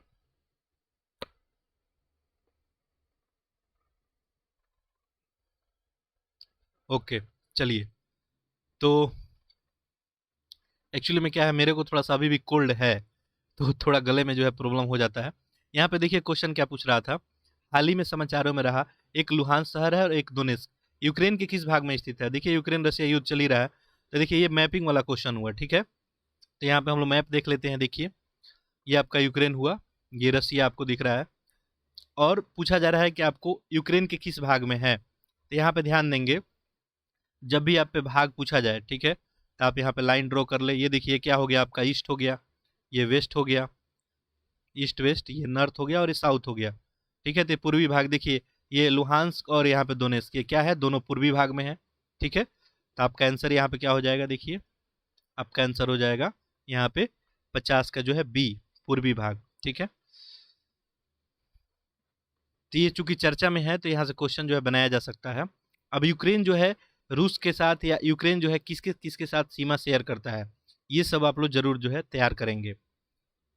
अगला देखिए, उत्तर प्रदेश बजट जो है 2023-24 के अनुसार राज्य औषधि अनुसंधान और विकास संस्थान की स्थापना हेतु कितनी राशि का आवंटन किया गया है। ठीक है, तो इसमें दिया है आपको 25 करोड़, 15 करोड़, 20 करोड़ या 30 करोड़। देखिए तो यहाँ पे जो है आपको 20 करोड़ का बात किया गया है यहाँ पे। चलिए आगे देखिए, अमृत योजना किस वर्ष शुरू की गई थी। अमृत योजना के बारे में पूछा जा रहा है। तो अमृत योजना जो है ये आपको पता ही है कि 2015 में शुरू किया गया था, तो इसका सही उत्तर हो जाएगा 2015। आगे है एंजल टैक्स के बारे में बताना है। एंजल टैक्स आप नाम सुने होंगे, तो इसके बारे में बताना है। इसे 2012 में लॉन्च किया गया। यह एक जो है असूचीबद्ध कंपनी द्वारा जुटाई गई अतिरिक्त जो है पूंजी पे लगाया जाता है। देखिए एंजल टैक्स के बारे में, ये लॉन्च हुआ है क्या 2012 में। ठीक है, excess capital raise by the unlisted company, unlisted company की बात हो रही है। ठीक है, तो इसमें बताना है आपको कौन सा कथन जो है सही है। तो देखिए 2012 में इसको शुरू किया गया था, बिल्कुल ही सही है। और दूसरा कथन जो है ये अनलिस्टेड कंपनी वाली जो है जुटाई गई पूंजी की बात की जा रही है, तो ये भी सही है। तो यहाँ पे आपका ऑप्शन ए भी सही हो जाएगा, यानी 1-2 यानी ऑप्शन बी। अगला देखें, औद्योगिक उत्पादन सूचकांक में निम्नलिखित उद्योगों को उनके महत्व के आधार पर अवरोही क्रम में लगाना है। ठीक है, किसमें, अवरोही क्रम में। अवरोही क्रम यानी यहाँ पे देखिए डिसेंडिंग ऑर्डर में आपको इंडस्ट्रियल प्रोडक्शन के आधार पे लगाना है। ये सब जो है विद्युत है, उर्वरक है, प्राकृतिक गैस। ठीक है, इसका उत्पादन कितना होता है यदि आपको पता है भारत में, तो आप इस क्वेश्चन को कर लेंगे। ठीक है, आसान सा क्वेश्चन है। देखिए भारत में अगर बात किया जाएगा, हम लोग औद्योगिक उत्पादन सूचकांक की बात किया जाए तो इसमें घटते क्रम में चूंकि आपको लगाना है, तो यहाँ पे देखें तो विद्युत जो है यहाँ पे हो जाएगा सबसे पहले विद्युत, ठीक है, तो एक कर लेंगे। इसके बाद इन ऑप्शनों में जो है कच्चा तेल हो जाएगा, और इसके बाद यहाँ पे ध्यान देंगे तो ये प्राकृतिक गैस हो जाएगा, और लास्ट में जो है उर्वरक। ऐसे देखेंगे तो जो इंडस्ट्रियल जो है यहाँ पे आपको ध्यान देंगे, क्या पूछा गया था आपसे, इंडेक्स ऑफ इंडस्ट्रियल जो है प्रोडक्शन, ठीक है, तो आईआईपी की बात किया जा रहा था। तो इसमें अगर देखेंगे, भारत में अगर देखेंगे तो 8 प्रमुख में जो है रिफाइनरी उत्पाद, ठीक है, सबसे अधिक, उससे कम विद्युत, उससे कम है इस्पात, उससे कम कोयला है, फिर कच्चा तेल, प्राकृतिक गैस, उससे कम सीमेंट, ठीक है। तो ये जो है थोड़ा सा आप सीरीज ध्यान रखेंगे। तो यहाँ पे 1 4 2 3, 1 4 2 3 ऑप्शन ए सही हो जाएगा, ठीक है। आगे देखें, मिशन कर्मयोगी किससे संबंधित है आपसे पूछा जा रहा है, ठीक है, तो ये जो है सिविल सेवक से संबंधित है, मिशन कर्मयोगी। इसके तहत जो है आपको केंद्र और राज्य केंद्र शासित प्रदेश द्वारा सिविल सेवकों के लिए क्षमता का निर्माण योजना बनाया गया है, ठीक है। आगे देखिए, क्वेश्चन नंबर जो है 56 देखते हैं। निम्नलिखित में से किस संगठन ने उत्सर्जन गैप रिपोर्ट 2022 जो है जारी किया। उत्सर्जन जो है गैप रिपोर्ट, सॉरी, उत्सर्जन जो है यहाँ पे गैप रिपोर्ट है, तो किसके द्वारा जो है जारी किया गया है, ठीक है। देखें क्या है, देख लेते हैं एक बार क्वेश्चन को। विच ऑर्गेनाइज इमिशन गैप रिपोर्ट, ठीक है, इमिशन गैप रिपोर्ट, उत्सर्जन गैप रिपोर्ट की बात हो रही है। पहला है विश्व आर्थिक मंच, राष्ट्रीय जो है संयुक्त राष्ट्र पर्यावरण कार्यक्रम, ग्रीन पीस या प्राकृतिक संसाधन रक्षा परिषद। ये जो रिपोर्ट जारी किया गया है ये संयुक्त राष्ट्र पर्यावरण कार्यक्रम के द्वारा जारी किया गया है। ये इसका 13वां संस्करण था। और आप सभी को बताएं पर्यावरण जो है मुद्दा ये काफ़ी चर्चा में है, तो टेम्परेचर जैसे जैसे बढ़ते जा रहा है तो ये सब रिपोर्ट जो है बताता है आपको कि उत्सर्जन का रिपोर्ट आता है, बहुत सारी इसमें रिपोर्टें आती हैं। देखिए 57 में देखिए, अंतर्राष्ट्रीय अभिधम दिवस जो है 2022 का आयोजन कहाँ किया गया। राष्ट्रीय अभिधम दिवस के बारे में आपसे पूछा जा रहा है, तो ये जो है आपको किया गया ग्रेटर नोएडा में। आगे देखिए, निम्नलिखित करों और संघ सरकार के कर प्रोफाइल में उनके योगदान के आधार पे और वही क्रम में लगाना है। देखिए क्या क्वेश्चन पूछ रहा है, arrange the flowing taxes on the basis of their contribution in the tax profile of union government in descending order, ठीक है। तो यूनियन गवर्नमेंट के लिए जो है डिसेंडिंग ऑर्डर में आपको लगाना है। देखिए यहाँ पे आपको 4 दिया है, इसी में आपको बताना है, ठीक है। एक दिया है व्यक्तिगत आयकर, ठीक है, दूसरा है आपको वस्तु और सेवा कर, सीमा शुल्क और केंद्रीय उत्पाद शुल्क, ठीक है। तो यहाँ पे देखिए क्या चीज़ का बात किया गया है, जीएसटी का बात किया जा रहा है, ठीक है। अब जीएसटी से आप देखेंगे तो ये जो है बात किया गया है कितना, 20% आने का अनुमान। व्यक्तिगत की बात करेंगे हम लोग, ठीक है, तो इससे जो है आपको ये 26% का अनुमान है। और देखिए बजट क्या होता है, हमेशा अनुमान ही होता है, अनुमान लगाया गया कि इतना इस सेक्टर से हमारे पास आएगा, ठीक है, इसका हमारे अर्थव्यवस्था में इतना योगदान रहेगा, ठीक है, तो बजट एक अनुमान ही होता है। सीमा शुल्क की अगर बात करें हम लोग तो इस पर जो है 8% का अनुमान लगाया गया है कि इससे आएगा। और केंद्रीय उत्पाद शुल्क, ठीक है, तो केंद्रीय उत्पाद शुल्क की बात करें तो इससे अनुमान लगाया गया है 12% का। अब इसको आप सजा सकते हैं यहाँ पे, देखिए तो सबसे अधिक यहाँ पे किससे आ रहा है, क्योंकि अवरोही क्रम में लगाना है, तो सबसे अधिक देखें जीएसटी से, तो 2 हो जाएगा। इसके बाद कौन है, व्यक्तिगत कर है, ठीक है, तो 1 हो जाएगा, फिर आपका 4 और फिर 3, तो 2 1 4 3, देखें 2 1 4 3 ऑप्शन है सही। अगला देखिए, भारत में वस्तु और सेवा कर के संदर्भ में बताना है कौन सा सही है, ठीक है, ये जो जीएसटी है उसी के संदर्भ में आपको बताना है, ठीक है। तो आसान सा क्वेश्चन है, देखिए पहला है कि इसे जो है 1 जुलाई 2017 को भारत में लागू किया। दूसरा है यह प्रत्यक्ष कर का एक रूप है जहां खरीदार वस्तुओं के लिए सीधे भुगतान करते हैं। तो पहला स्टेटमेंट तो सही है कि 1 जुलाई 2017 को जो है भारत में इसको जीएसटी को लागू किया गया था। दूसरा स्टेटमेंट देखें, ये प्रत्यक्ष कर का रूप है, अब ये गलत हो गया, यह अप्रत्यक्ष कर का रूप है, ठीक है। अप्रत्यक्ष क्या है, प्रत्यक्ष नहीं है। देखिए अप्रत्यक्ष प्रत्यक्ष का मतलब क्या हुआ, यहाँ पे देखिए डायरेक्ट टैक्स की बात हो रही है और इनडायरेक्ट की, ठीक है, तो ये इनडायरेक्ट टैक्स के लिए है, डायरेक्ट टैक्स के लिए नहीं है। तो स्टेटमेंट तो ऐसे ही गलत हो गया, तो केवल एक आपका सही हो जाएगा, तो ये ऑप्शन यहाँ पे सही हो जाएगा, ठीक है। चलिए आगे बढ़ते हैं। निम्नलिखित में से यूएनएचसीआर जो है नॉनसेंस रिफ्यूजी अवार्ड 2022 से किसे सम्मानित किया गया। यूएनएचसीआर, ठीक है, ये आपसे रिपोर्ट के बारे में पूछा जा रहा है, किसे जो है सम्मानित किया गया। तो देखिए पहला है यहाँ पे नाम दिया गया है, तो ये तो बिल्कुल फैक्चुअल सा क्वेश्चन है यहाँ पे। इसका सही उत्तर हो जाएगा एंजेला मर्केल को ये दिया गया है। एंजेला मर्केल को जो है यूएनएचआरसी नॉनसेंस शरणार्थी पुरस्कार 2022 दिया गया है। ये जो है जर्मन संघ की जो है पूर्व जो है चांसलर है। चलिए आगे बढ़ते हैं। अगला क्वेश्चन है 61, देखें यहाँ पे उत्तर प्रदेश ने सड़कों के रख रखाव के लिए 3000 करोड़ का राशि प्रस्तावित किया है। ठीक है, पूछा जा रहा है कि किसके द्वारा किया, राज्य के जो है संचित निधि से, राज्य के अवसंरचना निधि से, राज्य सड़क निधि से या विकास निधि से। तो ये जो है राज्य सड़क निधि से ये दिया जाएगा 3000 करोड़। अगला देखें, अगला क्वेश्चन है राष्ट्रीय अवसंरचना पाइपलाइन एनआईपी के बारे में आपसे पूछा जा रहा है। ठीक है, यानी नेशनल इंफ्रास्ट्रक्चर पाइपलाइन के बारे में आपसे पूछा जा रहा है कि बताइए जो है कौन सा कथन सही है। ठीक है, पाइपलाइन पे बहुत दिनों से भारत में काम हो रहा है। ठीक है, पाइपलाइन बिछाई जा रही है, तो इसी के बारे में आपको बताना है कि कौन सा कथन यहाँ पे सही है। देखिए पहला स्टेटमेंट देखिए क्या लिखा है कि 2019-20 में बजट भाषण में इसकी घोषणा की गई थी, तो ये बिल्कुल सही है। 19-20 में ही एनआईपी के बारे में बात की गई थी। दूसरा देखिए, अतनु चक्रवर्ती की अध्यक्षता वाली टास्क फोर्स ने एनआईपी की अपनी रिपोर्ट जो है प्रस्तुत की थी, तो बिल्कुल सही है। यह 200 करोड़ से अधिक की बुनियादी जो है अवसंरचना क्षेत्र में परियोजना का गठन करता है, तो ये स्टेटमेंट गलती है। इसमें जो है 100 करोड़ का बात किया गया था। ठीक है, 100 करोड़ का बात किया गया था, गलत हो गया। चौथा, अवसंरचना यानी इंफ्रास्ट्रक्चर की बात की जा रही है। परियोजना पे एनआईपी के लिए प्रारंभिक स्वीकृति राशि 100 करोड़ थी। ठीक है, तो प्रारंभिक जो है स्वीकृति राशि इसके लिए 102 करोड़ थी। शुरू में 102 करोड़ रखा गया था। ठीक है, तो ये स्टेटमेंट भी आपका गलत हो गया। तो 1-2 ही केवल सही हुआ है यहाँ पे, तो ऑप्शन आपका देखिए कौन सा सही हो जाएगा। ऑप्शन आपका 1-2 यानी ऑप्शन ए सही हो जाएगा।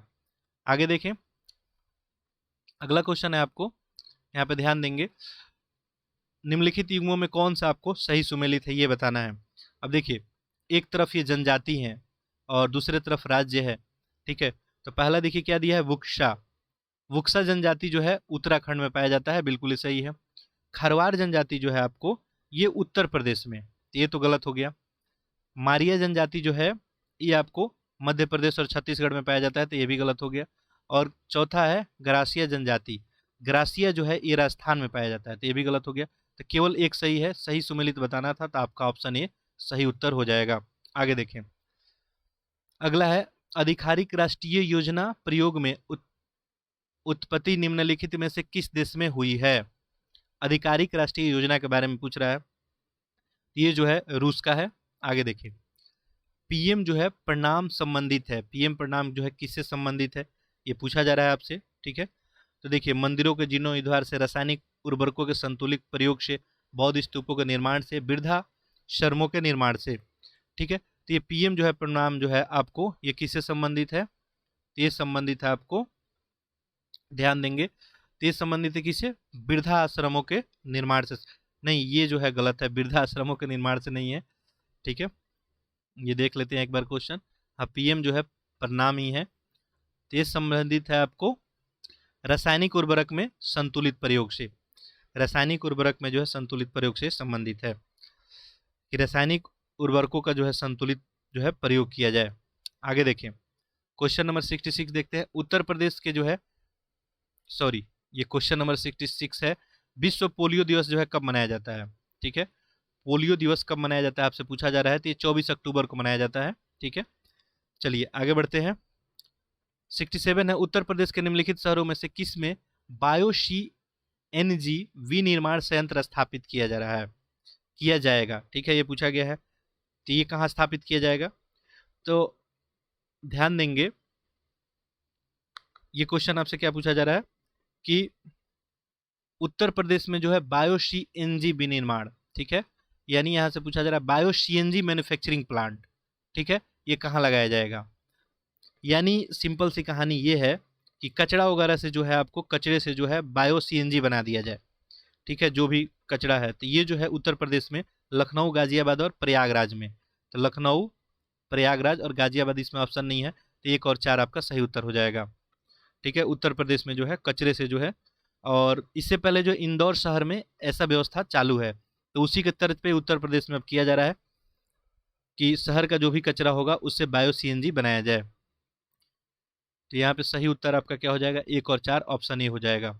आगे देखिए, दिसंबर 2022 में 10 वर्षीय सरकारी बॉन्ड पे मासिक औसत प्रतिफल रहा, ये कितना रहा ये पूछा जा रहा है। तो ये रहा था लगभग 7.3%। आगे देखें, घाटे का वित्त पोषण शब्द संदर्भित है। ठीक है, घाटे का वित्त पोषण यानी पूछा जा रहा है द टर्म डेफिसिट फाइनेंसिंग। जो डेफिसिट फाइनेंसिंग होता है, देखिए दो ही टर्म आता है इकोनॉमिक्स में, एक डेफिसिट की बात होती है, एक सरप्लस की। ठीक है, तो एक घाटा होता है और एक क्या होता है, सरप्लस यानी मुनाफा हो जाता है गवर्नमेंट का। तो यहाँ पे पूछा जा रहा है कि जो घाटे का वित्त पोषण है किससे संदर्भित है। ठीक है, तो देखिए यहाँ पे पहला है आंशिक स्वामित्व में के बदले दिए गए धन, धन के अतिरिक्त उपयोग किया जाने बुनियादी ढांचे में परियोजना पर ब्याज, घाटे के वित्त पोषण हेतु धन जुटाने को। यही सही है आपको, घाटे के वित्त पोषण के लिए धन जुटाने को। यहाँ पर ऑप्शन सी हो जाएगा। आगे देखिए, किस दिन जो है सुगम्य भारत अभियान शुरू किया गया। सुगम्य भारत अभियान किस दिन शुरू किया गया, यही पूछा जा रहा है। ये जो है जो भी दिव्यांग लोग थे, दिव्यांजन लोग होते हैं, उन्हीं के लिए शुरू किया गया था। तो ये शुरू किया गया था, आपको ध्यान देंगे, सुगम्य भारत अभियान जो है आपको ये दिव्यांगजन सशक्तिकरण विभाग द्वारा किया गया था। ठीक है, ध्यान देंगे।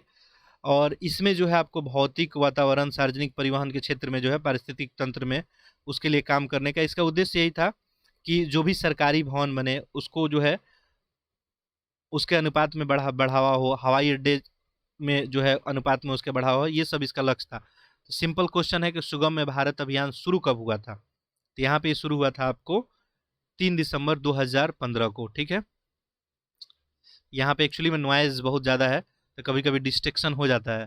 ठीक है, और गलत जो है माइंड में रिप्लाई आ जाता है। चलिए आगे देखें, उत्तर प्रदेश बजट 2000, अगर कहीं कोई मान लीजिए मिस्टेक्स होता है तो आप कमेंट बॉक्स में लिख सकते हैं। ऐसे हमारा कोशिश है कि मिस्टेक नहीं रखा जाए, क्योंकि यहाँ पे टाइम को भी ध्यान में रखते हुए काम किया जा रहा है, तो कभी कभी हो सकता है ह्यूमन एरर कभी हो जाए। ठीक है, तो उसे ऑटो करेक्ट कर लेंगे। देखिए, उत्तर प्रदेश बजट 2023-24 की बात की जा रही है, निम्नलिखित में से कौन सा कथन सही है। जो बजट जो है 23-24 आया है, तो उत्तर प्रदेश में क्या क्या बात की गई है बजट में। ठीक है, तो बजट देखिए, बजट से 3-4 क्वेश्चन अभी तक बन चुके हैं इसमें, बाकी आपके एग्जाम में एक आध क्वेश्चन देखने को मिलेंगे। देखिए, तो पहला है कि ग्रामीण क्षेत्र में एग्रीटेक स्टार्टअप के लिए कुल जो है 20 करोड़ का बजट प्रस्तावित किया गया, सही है। राज्य सरकार ने गो संरक्षण केंद्र स्थापना के लिए 120 करोड़, तो ये भी सही है, दोनों स्टेटमेंट सही है। तो यहाँ पे 1 और 2 दोनों हो जाएगा, ऑप्शन बी हो जाएगा। चलिए आगे देखते हैं, क्वेश्चन नंबर देखें 72, क्या है, निर्माण परिसंचालन हस्तांतरण बीओटी के संदर्भ में बताना है कौन सा सही है। Which of the following statement is correct about the build operate transfer. Build operate transfer के बारे में आपसे पूछा जा रहा है। ठीक है, कौन सा कथन सही है। देखिए, तो ये पहला दिया है यहाँ पे, रियायत अवधि समाप्त होने के बाद सरकार स्वामित्व को किसी अन्य कंपनी को हस्तांतरित करती है, ये जो है स्टेटमेंट गलत है। सरकार सुविधा का संचालन, रख रखाव और प्रबंधन करती है, भी गलती है। टोल और शुल्क के माध्यम से एकत्र किए गए राजस्व का उपयोग सामाजिक कल्याण परियोजना के लिए किया जाता है, ये भी गलत है। एक निजी कंपनी सार्वजनिक बुनियादी ढांचा परियोजना में निवेश हेतु सरकार के साथ सहमत रहती है, यही है। तो ये स्टेटमेंट आपका बिल्कुल सही हो जाएगा, तो यहाँ पर ऑप्शन आपका डी हो जाएगा। आगे देखें, निम्नलिखित में से कौन समानुपाती न्याय है। आपको क्या पूछा जा रहा है, समानुपाती न्याय कौन है, यानी प्रोपोर्शनल जो है जस्टिस की बात की जा रही है। पहला देखें, सामाजिक न्याय, आर्थिक न्याय, सामाजिक और आर्थिक न्याय, सामाजिक आर्थिक और राजनीतिक न्याय, इसमें से कौन सा जो है समानुपाती न्याय है। अब आपको इकोनॉमिक्स में पॉलिसी होती है, ठीक है, तो यहाँ पे देखिए सही उत्तर हो जाएगा सामाजिक और आर्थिक न्याय, यही जो है समानुपातिक न्याय है। ठीक है, आगे देखें, अगला है बॉम्बे प्लान कब तैयार किया गया था। बॉम्बे प्लान जो है कब तैयार किया गया था, भारत के जो है आर्थिक विकास के लिए एक योजना था ये। तो बॉम्बे प्लान आपको तैयार किया गया था 1944 में। आगे देखें, केंद्रीय बजट 2023-24 के अनुसार गोबर धन योजना के अंतर्गत कितने वेस्ट टू वेल्थ जो है प्लांट स्थापित किए जाएंगे। ठीक है, गोवर्धन योजना के अंतर्गत कितने वेस्ट टू जो है आपको, तो ये किए जाएंगे आपको 500 जो है स्थापित किए जाएंगे। आगे देखें, स्वीडन के जो है वर्तमान जो है प्रधानमंत्री कौन है, ये पूछा जा रहा है। ठीक है, तो ये आपको करंट अफेयर का एक क्वेश्चन हो गया कि स्वीडन को जो है आपको प्रधानमंत्री कौन है। 4 ऑप्शन है, इसका आंसर करेंगे।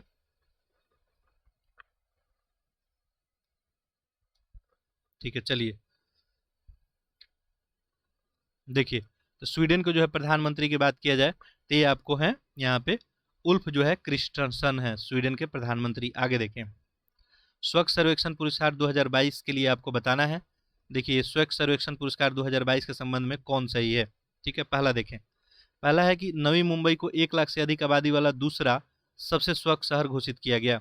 उत्तर प्रदेश के बिजनौर को 1 लाख से अधिक आबादी वाले शहरों में सर्वश्रेष्ठ गंगा जो है शहर पुरस्कार मिला। तीसरा है मध्य प्रदेश 100 से अधिक शहरी निकाय वाले राज्य में सबसे स्वच्छ राज्य के रूप में उभरा। चौथा है कर्नाटक के शिवमोंगो को फास्ट मूवर सिटी जो है इसे सम्मानित किया गया। आपको इसमें बताना है कि कौन सा सही 1 2 है, 3 4, 2 3 और 1 4।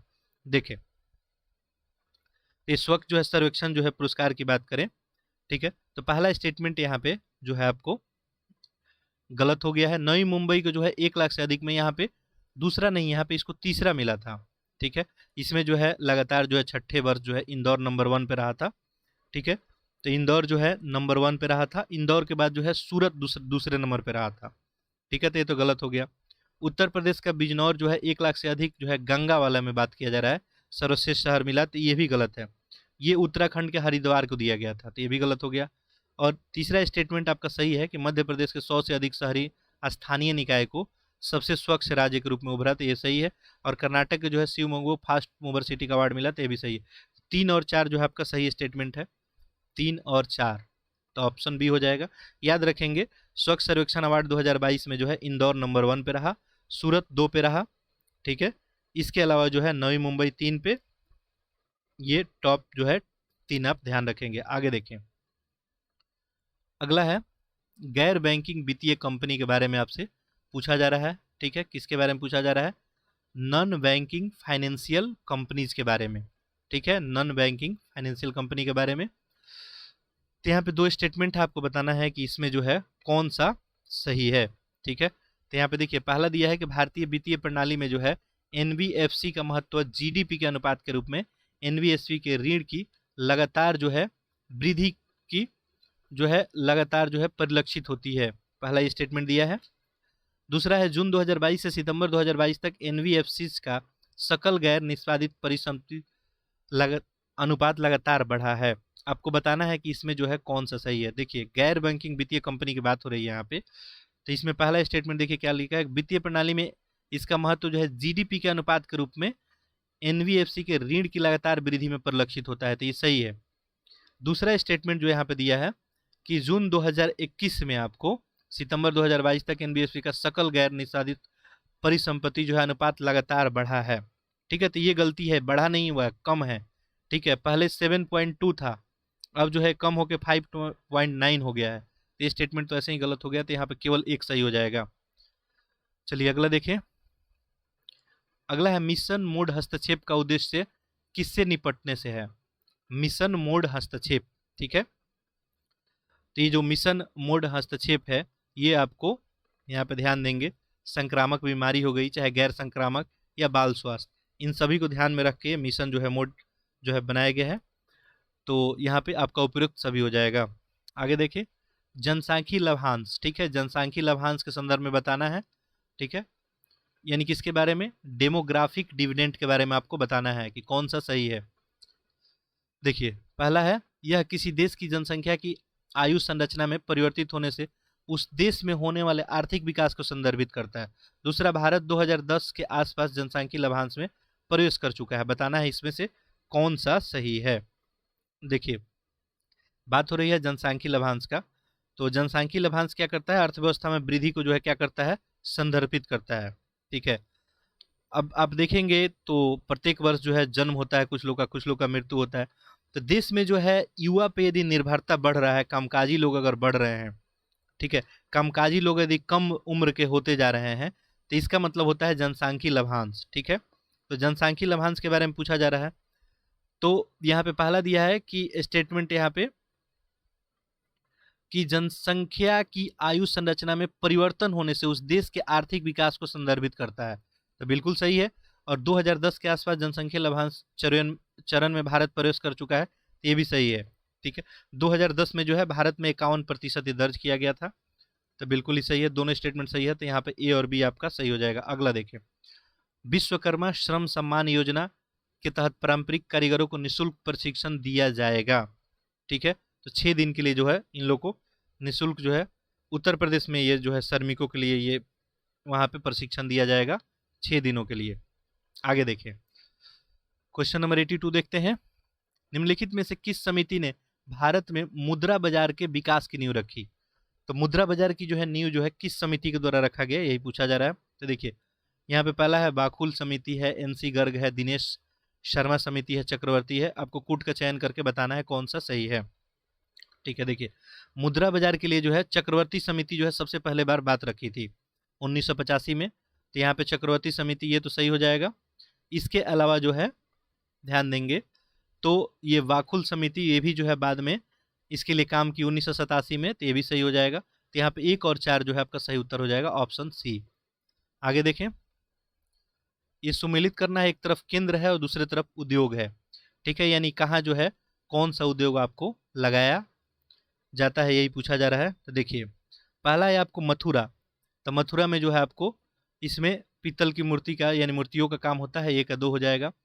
कन्नौज की अगर हम लोग बात करेंगे तो यहाँ पे इत्र का काम किया जाता है। ठीक है, तो ये 4 हो गया।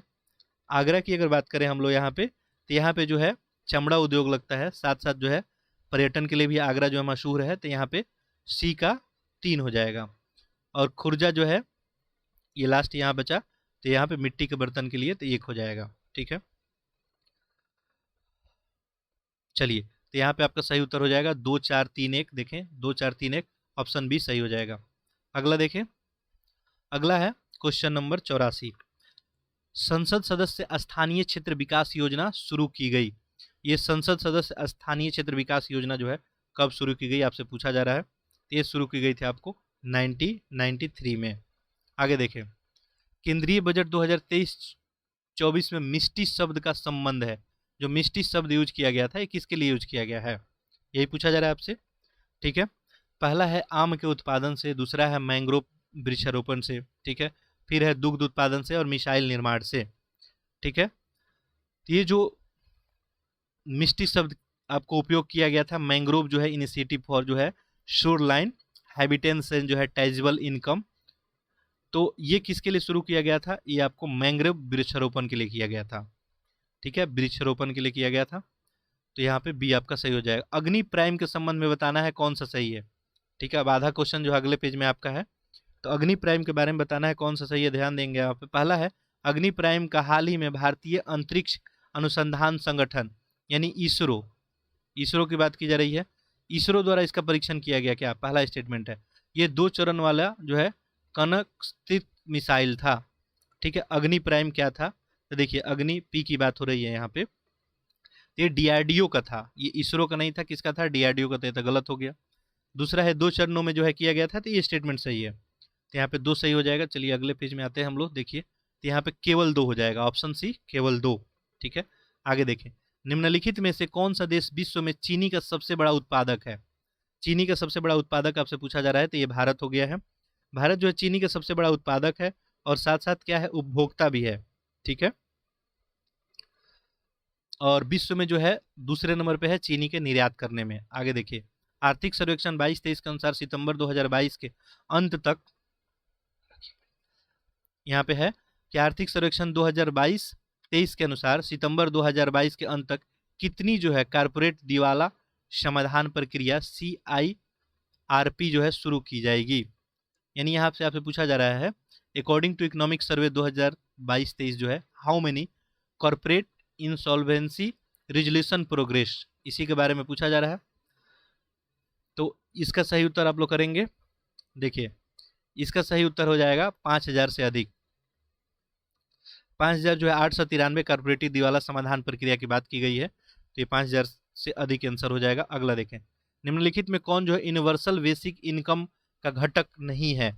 यूनिवर्सल जो है बेसिक इनकम का घटक कौन नहीं है, उसका कंपोनेंट कौन नहीं है, ये आपको बताना है। ठीक है, तो इसका जो है यहाँ पे यूनिवर्सल जो है बेसिक इनकम की बात करें हम लोग, तो सार्वभौमिकता यहाँ पे औधिक और समुदाय और बिना शर्त दिया है, तो इसमें समुदाय जो है नहीं इसका घटक है, तो सार्वभौमिकता औधिक और बिना शर्त। अब देखिए यहाँ पे जब भी प्रॉब्लम हो तो आप लोग यहाँ से देख सकते हैं अंग्रेजी। ठीक है, चलिए आगे बढ़ते हैं, जब भी इकोनॉमिक्स या ज्योग्राफी के क्वेश्चन में प्रॉब्लम हो, तुरंत जो है आप रिफर करें। और ऐसे भी अगर क्वेश्चन कभी मिस्टेक भी हो जाता है तो अंग्रेजी को ही मान्य किया जाता है। तो जब भी आपको कोई डाउट हो तो अंग्रेजी क्वेश्चन को जरूर देखेंगे। भारत के चुनाव आयोग द्वारा निम्नलिखित में से किसे राष्ट्रीय आइकन घोषित किया गया? भारत के चुनाव आयोग के लिए जो राष्ट्रीय आइकन यहाँ पे पंकज त्रिपाठी है, मनोज वाजपेयी है, आमिर खान है, राजकुमार राव है। तो देखिए ये सभी को पता ही होगा, पंकज त्रिपाठी को ये बनाया गया। आगे देखिए, हाल ही में उत्तर प्रदेश सरकार ने उत्तर प्रदेश और सौर ऊर्जा नीति 2022 को लागू करने के लिए कितनी जो है राशि प्रस्तावित की है? उत्तर प्रदेश की सौर ऊर्जा नीति लागू करने के लिए कितनी राशि जो है प्रस्तावित की है? ये की है 317 करोड़ की। आगे देखिए, संगठित मुद्रा बाजार के संदर्भ में आपसे पूछा जा रहा है कौन सा सही है? ठीक है, ऑर्गेनाइज मनी मार्केट के बारे में आपसे पूछा जा रहा है, बताइए कौन सा सही है। पहला देखिए, पहला यहाँ पे भारत सरकार 14 दिन के ट्रेजरी बिल और 91 दिन के ट्रेजरी बिल जारी करती है। कॉल मनी मार्केट वाणिज्यिक बैंकों द्वारा निजी ऋणदाताओं द्वारा जारी किया जाता है। देखिए ट्रेजरी बिल की बात करें तो अभी हाल फिलहाल में वर्तमान में भारत में ट्रेजरी बिल जो है कितने दिन का जारी किया जाता है? 91, और इसका डबल कर लीजिए 182, और इसका डबल कर लीजिए, ठीक है, तो इसका डबल हो जाएगा 364। इतने दिन के लिए वर्तमान में जो है जारी किया जाता है। तो पहला स्टेटमेंट तो आपका गलत हो गया, ठीक है। नेक्स्ट देखिए, कॉल मनी जो है मार्केट वाणिज्यिक बैंकों द्वारा निजी ऋणदाताओं को जारी किया जाता है, ठीक है। तो ये है, तो ये भी आपको यहाँ पे क्या हो जाएगा, ये जो है निजी जो है इनको नहीं जारी किया जाता है, निजी यहाँ पे ध्यान देंगे किसको? कॉल मनी मार्केट वाणिज्यिक बैंकों द्वारा निजी ऋणदाताओं को। तो ये भी आपको निजी उधार जो है ऋणदाताओं को नहीं जारी किया जाता है, तो ये भी आपको गलत हो गया, ठीक है। तो यहाँ पे जो है आपका सही हो जाएगा ऑप्शन ना तो 1 ना ही 2, ठीक है। देखिए कॉल मनी जो मार्केट है वो मूल रूप से क्या है? एक अंतर बैंक मुद्रा बाजार है, ठीक है। तो ये उधारदाताओं के लिए, निजी उधारदाताओं की इसमें बात नहीं की जाती है, निजी वर्ड यूज कर दिया है तो ये गलत हो गया। चलिए आगे बढ़ते हैं। क्वेश्चन नंबर 93 देखें, निम्नलिखित में से कौन से महात्मा गांधी राष्ट्रीय ग्रामीण रोजगार गारंटी अधिनियम 2005 का उद्देश्य है? बताना है कौन सा है इसमें, ठीक है। देखिए जो मनरेगा आया था इसी का उद्देश्य आपको यहाँ से पूछा जा रहा है, ठीक है। पहला है कि ग्रामीण साक्षरता, ग्रामीण शहरी प्रवास को कम करना, टिकाऊ परिसंपत्ति को सृजन करना, सामाजिक समता। बताना है इसमें जो है आपको कौन सा सही है। तो देखिए जो राष्ट्रीय जो है ग्रामीण रोजगार गारंटी योजना के बाद इसमें साक्षरता वाली टर्म नहीं है, ठीक है, पढ़ाई से रिलेटेड इसमें कोई बात नहीं है, रोजगार की बात की जाती है, तो ये तो गलत हो गया। ग्रामीण शहरी प्रवास को कम करना, यानी गांव के लोग जो शहर में जाते हैं काम करने के लिए उनका जो है रेट कम हो जाए, इसकी बात की गई है। टिकाऊ परिसंपत्ति का सृजन करना और सामाजिक जो है समाज में समता है, ये सब का बात ये करता है, ठीक है। योजना ये लाया ही गया था आपको इसी के लिए 2005 में कि गाँव से जो है शहरों में पलायन कम हो, ठीक है। और जो भी इसमें देखिए एक रोजगारी होता है, बेरोजगारी होता है, ठीक है, रोजगार बेरोजगार। तो बेरोजगारी में एक मौसमी बेरोजगार होता है, ठीक है। मौसमी बेरोजगारी यानी कुछ समय तक जो किसी के पास कोई काम नहीं है, तो वैसे लोगों के लिए जो है ये योजना लेके आया गया था। तो यहाँ पे 2, 3, 4 आपका सही ऑप्शन हो जाएगा, ठीक है। चलिए आगे बढ़ते हैं। यहाँ पे देखिए 20 सूत्रीय कार्यक्रम में आपको बताना है कि निम्नलिखित में से कौन सा कथन सही है, ठीक है। क्वेश्चन नंबर ये आपको है 94, ठीक है। 20 सूत्रीय जो कार्यक्रम है इसके संदर्भ में आपको बताना है कौन सा सही है। देखिए पहला है कि जो ये कार्यक्रम है दूसरी केंद्रीय योजना थी जिसे जुलाई 1983 में शुरू किया गया, ठीक है। तो ये पहला ये स्टेटमेंट गलत हो गया। ये जो 20 सूत्रीय कार्यक्रम है एक केंद्रीय योजना थी, इसे जुलाई जो है 1975 में शुरू किया गया था, गलत हो गया। दूसरा, इसका उद्देश्य गरीबी रेखा से नीचे रहने वाले लोगों के जीवन के जो है गुणवत्ता में सुधार करना था, तो ये स्टेटमेंट जो है सही है। इस योजना का उद्देश्य यही था, ठीक है, कि गरीबी का जो है उन्मूलन किया जाए, ग्रामीण जो है क्षेत्रों में रोजगार का सृजन किया जाए, ये सब इसका लक्ष्य था। यहाँ पे केवल आपका 2 हो जाएगा, यानी ऑप्शन सी। आगे देखिए अगला है क्वेश्चन नंबर 95, केंद्रीय बजट 23-24 के अनुसार राज्य को राजकोषीय घाटे का अनुमान है। राज्य को जो है राजकोषीय घाटे का अनुमानित होगी कितना का, ठीक है, ये पूछा गया। तो ये जो है 3.5% का राज्यों के लिए जो है राजकोषीय घाटे के यानी जीएसडीपी की बात की जा रही है। देखिए राज्यों के लिए जब भी बात की जाएगी जीएसडीपी लिखा जाएगा, केंद्र के लिए जीडीपी हो जाएगा, ठीक है। तो जीएसडीपी का जो है 3.5% जो है रहने का ये बताया गया है। आगे देखिए अगला है the seven moons of the Mali Almeida पुस्तक के लेखक कौन है? ठीक है, ये पूछा जा रहा है। तो ये पुस्तक लेखक का क्वेश्चन हो गया बिल्कुल। द सेवन मून्स ऑफ माली, यहाँ पे 4 ऑप्शन दिया गया है। पहला सिहान जो है करुणा तिलक है, तो श्रीलंका के हैं, आपको पता ही चल गया होगा। दिनेश गुणवत्ते है, शशि थरूर है, महिला जयवर्धने है। महिला जयवर्धने तो क्रिकेटर है, आप सभी को पता ही है, श्रीलंका के जो है भूतपूर्व कप्तान भी है ये तो ऑप्शन में होंगे नहीं ऐसे भी। यहाँ पर सही ऑप्शन आपका है सियान जो है करुण तिलक, यही है, ये श्रीलंकाई लेखक है और इन्हीं का ये पुस्तक है the seven moons of Mali Almeida. आगे देखें, poverty and the shared prosperity 2022 correcting course शीर्षक वाली रिपोर्ट जारी की, किसके द्वारा ये रिपोर्ट जारी किया गया? तो ये विश्व बैंक द्वारा जारी किया गया था। आगे देखें, क्वेश्चन नंबर 98, अक्टूबर 2020 में अंतर्राष्ट्रीय वित्तीय सेवा केंद्र प्राधिकरण द्वारा निम्नलिखित में से किस घरेलू क्षेत्र के लिए नियामकों की शक्ति ग्रहण की गई? ये पूछा जा रहा है आपसे। ठीक है, तो देखिए इसमें भारतीय दूरसंचार नियामक प्राधिकरण दिया है। ठीक है, ये देखिए किसके बारे में पूछा जा रहा है, ध्यान देंगे यहाँ पे। ये पूछा जा रहा है आपको international financial service centre authority. ठीक है, पूछा है विच ऑफ द फ्लोइंग जो है domestic sector regulators power is assumed by. ठीक है, तो यहाँ पे देखिए क्या हो जाएगा, ये किस घरेलू क्षेत्र को नियामकों की शक्ति ग्रहण की गई है? पहला है भारतीय दूरसंचार नियामक प्राधिकरण, दूसरा है भारतीय सुरक्षा विनियमन, तीसरा है भारतीय बीमा नियामक विकास प्राधिकरण और भारतीय रिजर्व बैंक। तो आपको बताना है इसमें कौन है। तो देखिए पहला जो स्टेटमेंट इसमें दिया है भारतीय दूरसंचार नियामक, ये तो नहीं होगा। भारतीय सुरक्षा विनियमन बोर्ड ये भी होगा, और बीमा नियामक और रिजर्व बैंक। ठीक है, ये जो है क्या है, अंतर्राष्ट्रीय वित्तीय सेवा केंद्र की बात करता है, तो इसमें दूरसंचार नियामक प्राधिकरण नहीं आएगा। तो 2, 3, 4 आपका उत्तर हो जाएगा। ऑप्शन देखें आप, 2, 3, 4 यानी ऑप्शन डी आपका सही उत्तर हो जाएगा। आगे देखें, क्वेश्चन नंबर 99 है, भारत में बैंकों के राष्ट्रीयकरण के संदर्भ में बताना है कौन? जो बैंकों का राष्ट्रीयकरण किया जाता है, nationalisation of bank of India, इसी के बारे में आपको बताना है।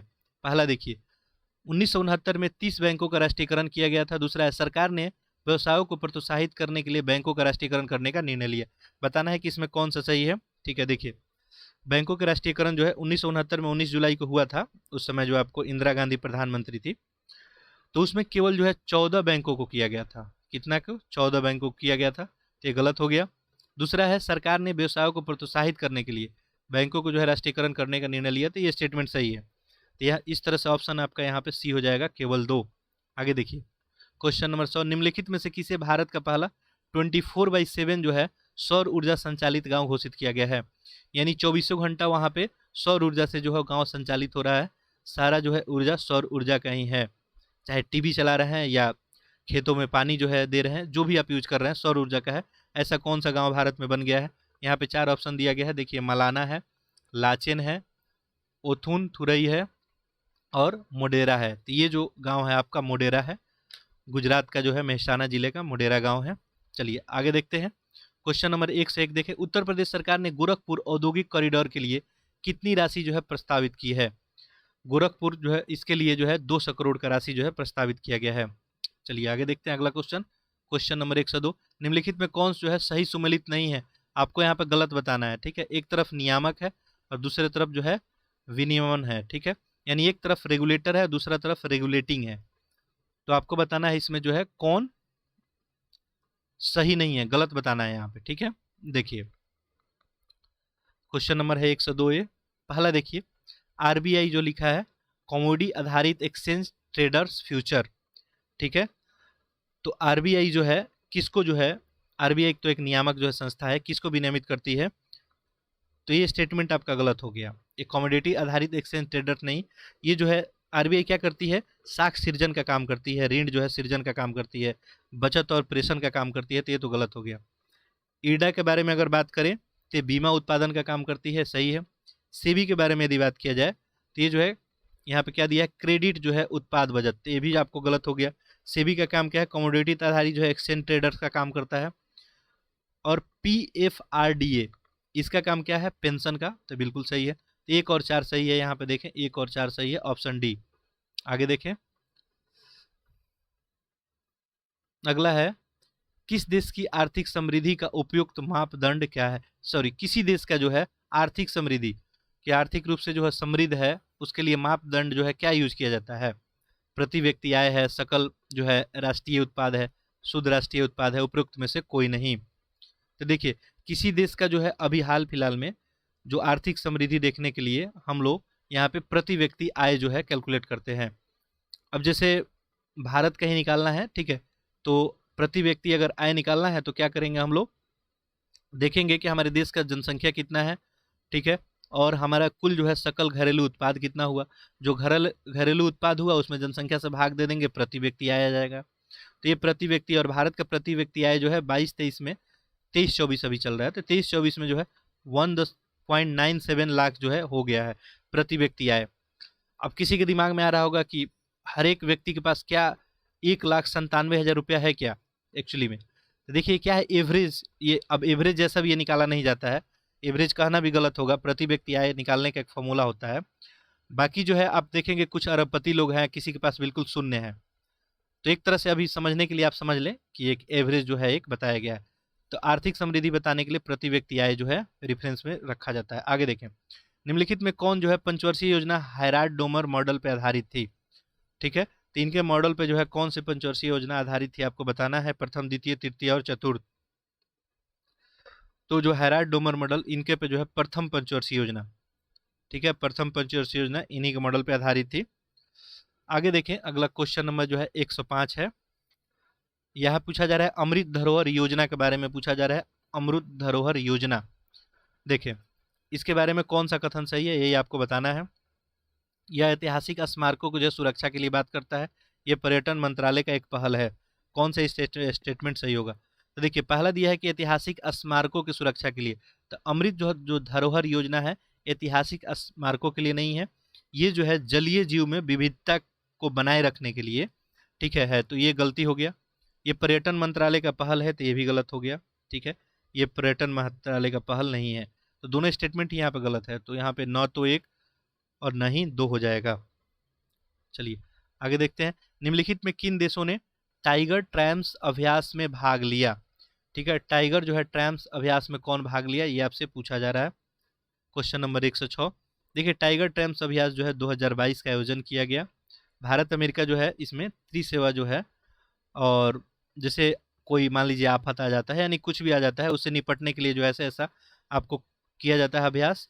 विशाखापट्टनम में इसका आयोजन किया गया। इसमें भाग लेने वाला जो है भारत और अमेरिका के अलावा देखेंगे तो इसमें हो जाएगा ऑप्शन, यहाँ पे ध्यान दें। तो यहाँ पूछा जा रहा है कौन भाग ले रहा है, इस किन 2 देशों का है, किन 2 देशों का है, तो ये भारत यूएसए का है, सिंपल सा है, भारत और यूएसए का है। चलिए अगला है क्वेश्चन नंबर 107, निम्नलिखित में से कौन सा देश हाल ही में भूमध्य सागर में एक अस्थायी समुद्री सीमा स्थापित करने पे सहमत हुआ, ठीक है, भूमध्य सागर में जो है अस्थायी यहाँ पे समुद्री सीमा पे सहमत हुआ कौन सा देश है, ठीक है, तो ये है आपको लेबनान और इजराइल। आगे देखें, अगला क्वेश्चन है, निम्नलिखित में से कौन से राज्य स्टार्स प्रोजेक्ट का हिस्सा है।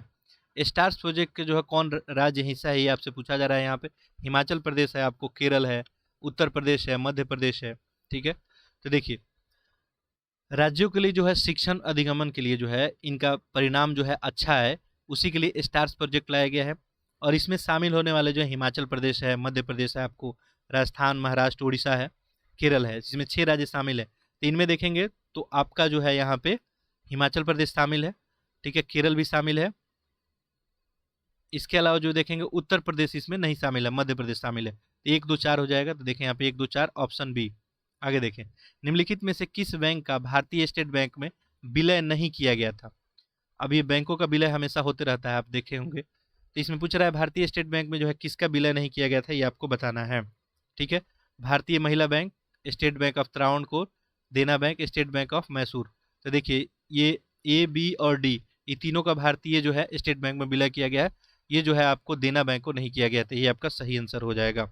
आगे देखिए, वैश्विक जो है बहुआयामी गरीबी सूचकांक 2022 के बारे में आपको बताना है, ठीक है, जो आपको ग्लोबल जो है मल्टी डायमेंशनल पॉवर्टी इंडेक्स 2022 आया है, उसी के संदर्भ में कौन सा कथन सही है। पहला है नाइजीरिया में दुनिया भर में सबसे ज्यादा गरीब लोग हैं। दूसरा है यह सूचकांक संयुक्त राष्ट्र विकास कार्यक्रम द्वारा जारी किया जाता है। कौन सा कथन सही है आपको बताना है इसमें। देखिए पहला स्टेटमेंट इसमें गलत हो गया। ये रिपोर्ट क्या बताता है आपको, कि भारत में जो है सबसे अधिक जो है गरीबी है। ये रिपोर्ट जो है क्या बताया कि भारत में सबसे अधिक, इसके बाद जो है आपको नाइजीरिया को बताया गया। तो पहला आंसर जो है आपका, पहला ऑप्शन गलती। ये सूचकांक जो है संयुक्त राष्ट्र विकास कार्यक्रम जारी करता है, तो ये सही है बिल्कुल। यहाँ पे आपका केवल 2 हो जाएगा, यानी ऑप्शन सी हो जाएगा। आगे देखें, उत्तर प्रदेश बजट 2023-24 का थीम क्या था। यहाँ सीधे आपसे क्या पूछा जा रहा है कि आप बताइए थीम क्या था। तो इसका थीम था आत्मनिर्भर उत्तर प्रदेश के लिए समावेशी विकास। ठीक है, आत्मनिर्भर जो है उत्तर प्रदेश के लिए समावेशी विकास, इसका जो है आपको थीम था। आगे देखिए, क्वेश्चन नंबर 112 देखते हैं। वित्तीय क्षेत्र विकास परिषद FSDC के अध्यक्ष कौन है।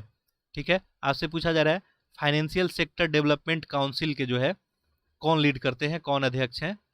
तो उनके कौन अध्यक्ष होते हैं यहाँ पे, तो इसके अध्यक्ष होते हैं, आपको ध्यान देंगे, केंद्रीय वित्त मंत्री। ठीक है, केंद्रीय वित्त मंत्री। आगे देखें, अगला है यहाँ पे, हाँ, क्वेश्चन नंबर 117 देखें। केंद्रीय सांख्यिकी संगठन यानी CSO की बात की जा रही है, कब स्थापित जो है हुई थी CSO। ठीक है, तो CSO स्थापित हुई थी आपको 1951 में। ठीक है, आगे देखिए, निम्नलिखित में से कौन नीति आयोग के उपाध्यक्ष की नियुक्ति करता है। नीति आयोग के उपाध्यक्ष की नियुक्ति जो है किनके द्वारा की जाती है। ठीक है, तो ये प्रधानमंत्री के द्वारा की जाती है। आगे देखिए, व्यक्तिगत आयकर के संदर्भ में बताना है कौन सा जो है सही है। अभी जो बजट आया तो उसमें व्यक्तिगत आयकर की बात की गई, जो टैक्स हम लोग पे करते हैं, इसी के बारे में आपको बताना है। पहला स्टेटमेंट देखिए, केंद्रीय बजट 2023-24 में कर छूट की सीमा 8 लाख रुपए तक बढ़ा दी गई। दूसरा है, आयकर अधिभार का दर 37% से घटाकर 25% कर दिया गया। कौन सा सही है इसमें बताना है। देखिए, the union budget 2023-24 tax rebate limit was increased up to 8 lakh.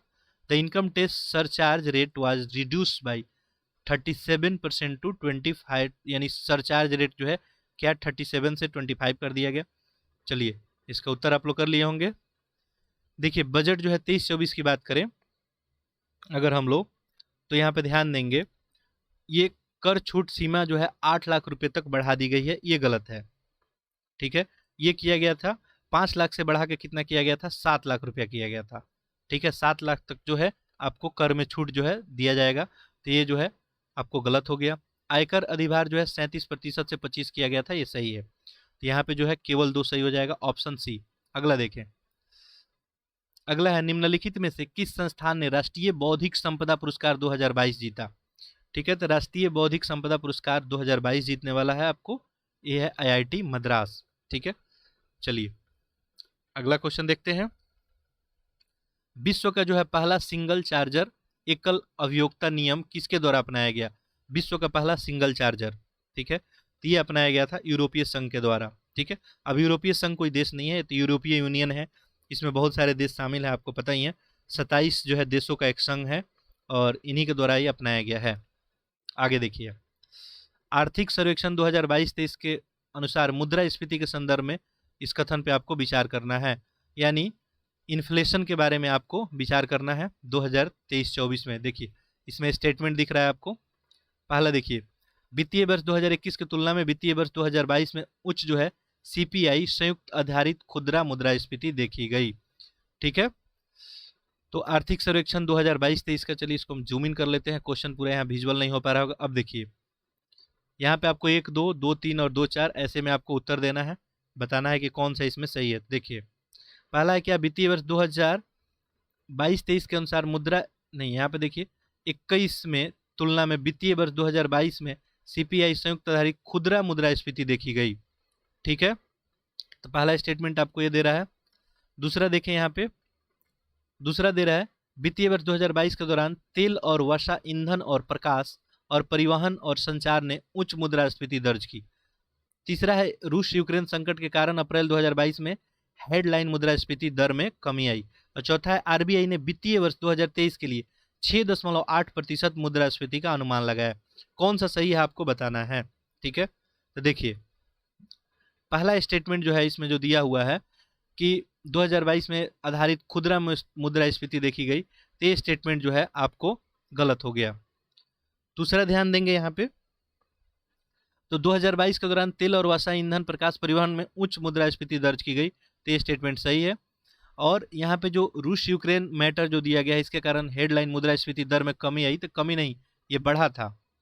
इसके कारण मुद्रास्फीति दर क्या हो गया, बढ़ गया। ठीक है, युद्ध के कारण आप देख रहे हैं महंगाई बढ़ गया था।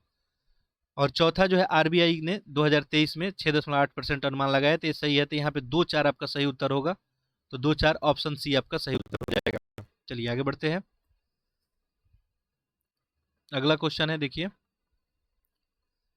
श्रिंक जो है, यहाँ पे श्रिंक है, श्रिंकफ्लेक्शन के संबंध में बताना है कौन सा आपको इस पे विचार करना है। श्रिंकफ्लेक्शन के संबंध में, यह प्रछन्न मुद्रास्फीति का एक रूप है।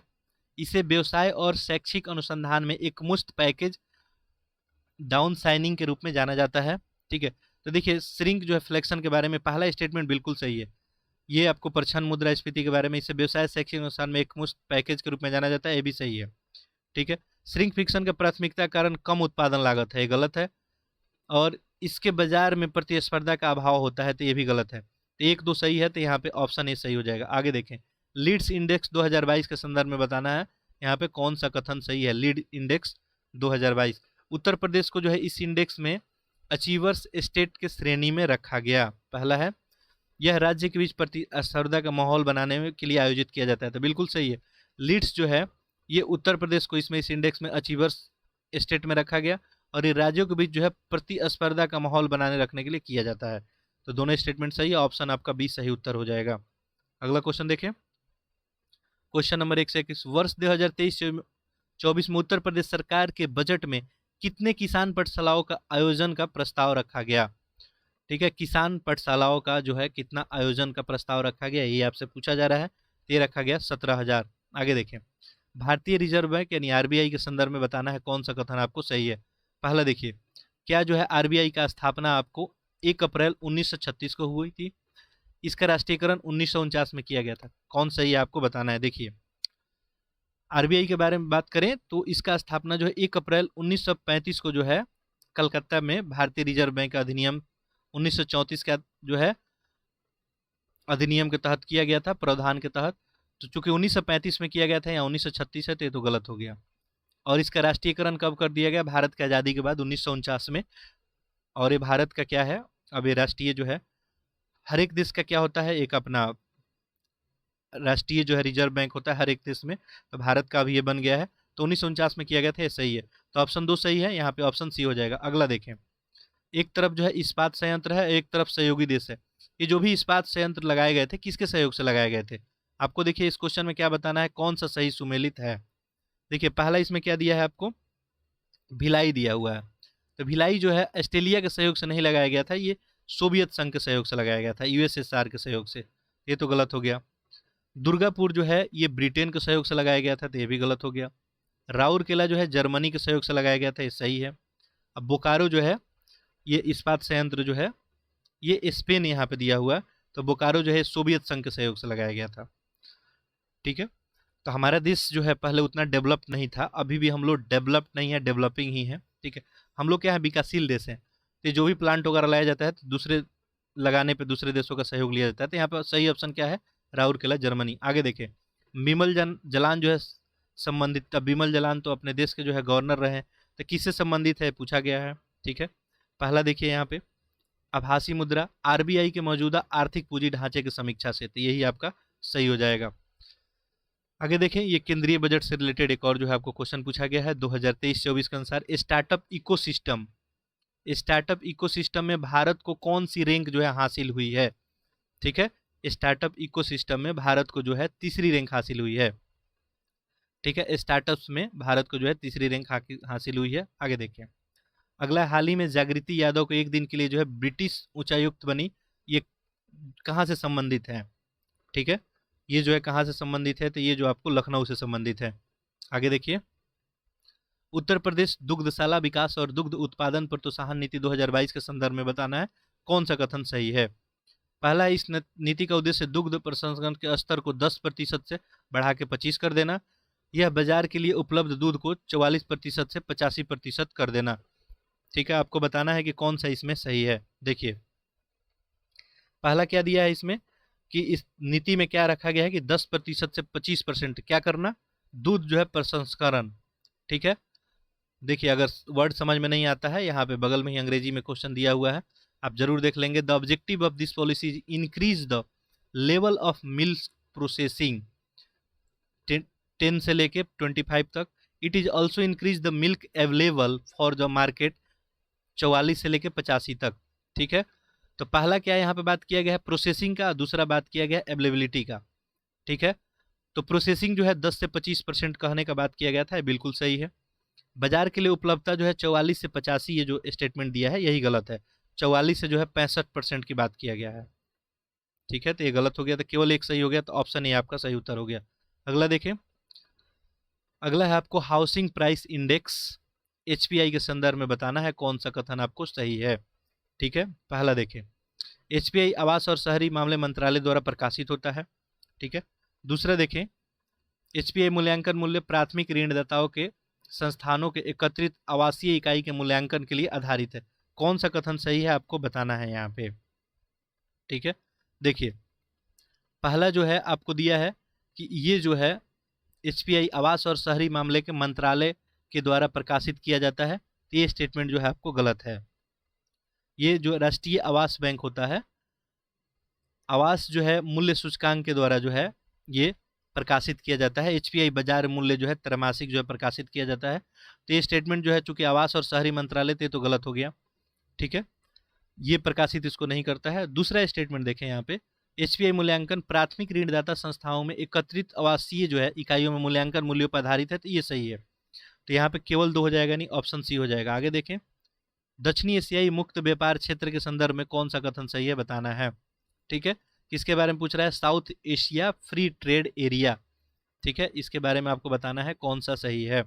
पहला देखिए यहाँ पे, यह क्षेत्रीय सहयोग के लिए दक्षिणी एशियाई संघ का एक मुक्त व्यापार व्यवस्था है, समझौता 2006 में हुआ था।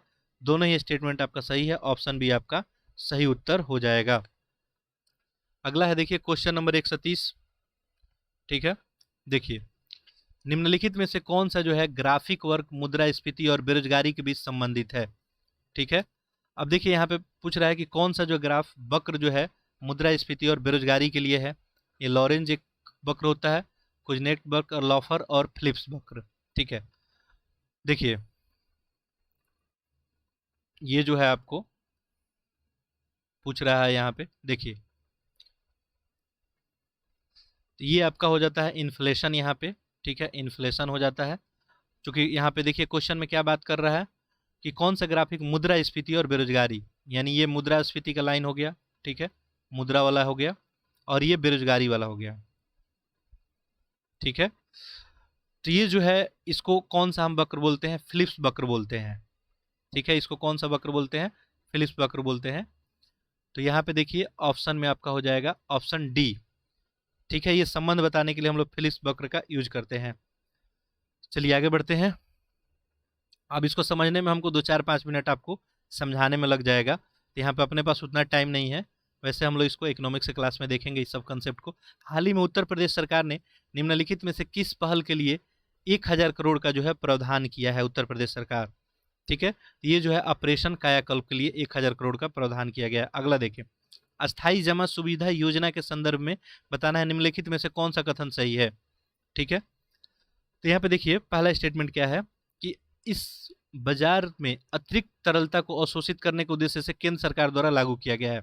ठीक है, तो अस्थाई जमा सुविधा जो है ये गलती हो गया, पहला स्टेटमेंट यहाँ पे। ये अस्थाई जमा सुविधा जो है आरबीआई के द्वारा है ये। ठीक है, वाणिज्यिक बैंकों के लिए बात किया जा रहा है कि उसके में जो है तरलता को स्थानांतरित करने के लिए, तो ये गलत हो गया। ये क्या बता रहा है कि बाजार में अतिरिक्त तरलता अवशोषित करने के लिए थे, तो गलत हो गया।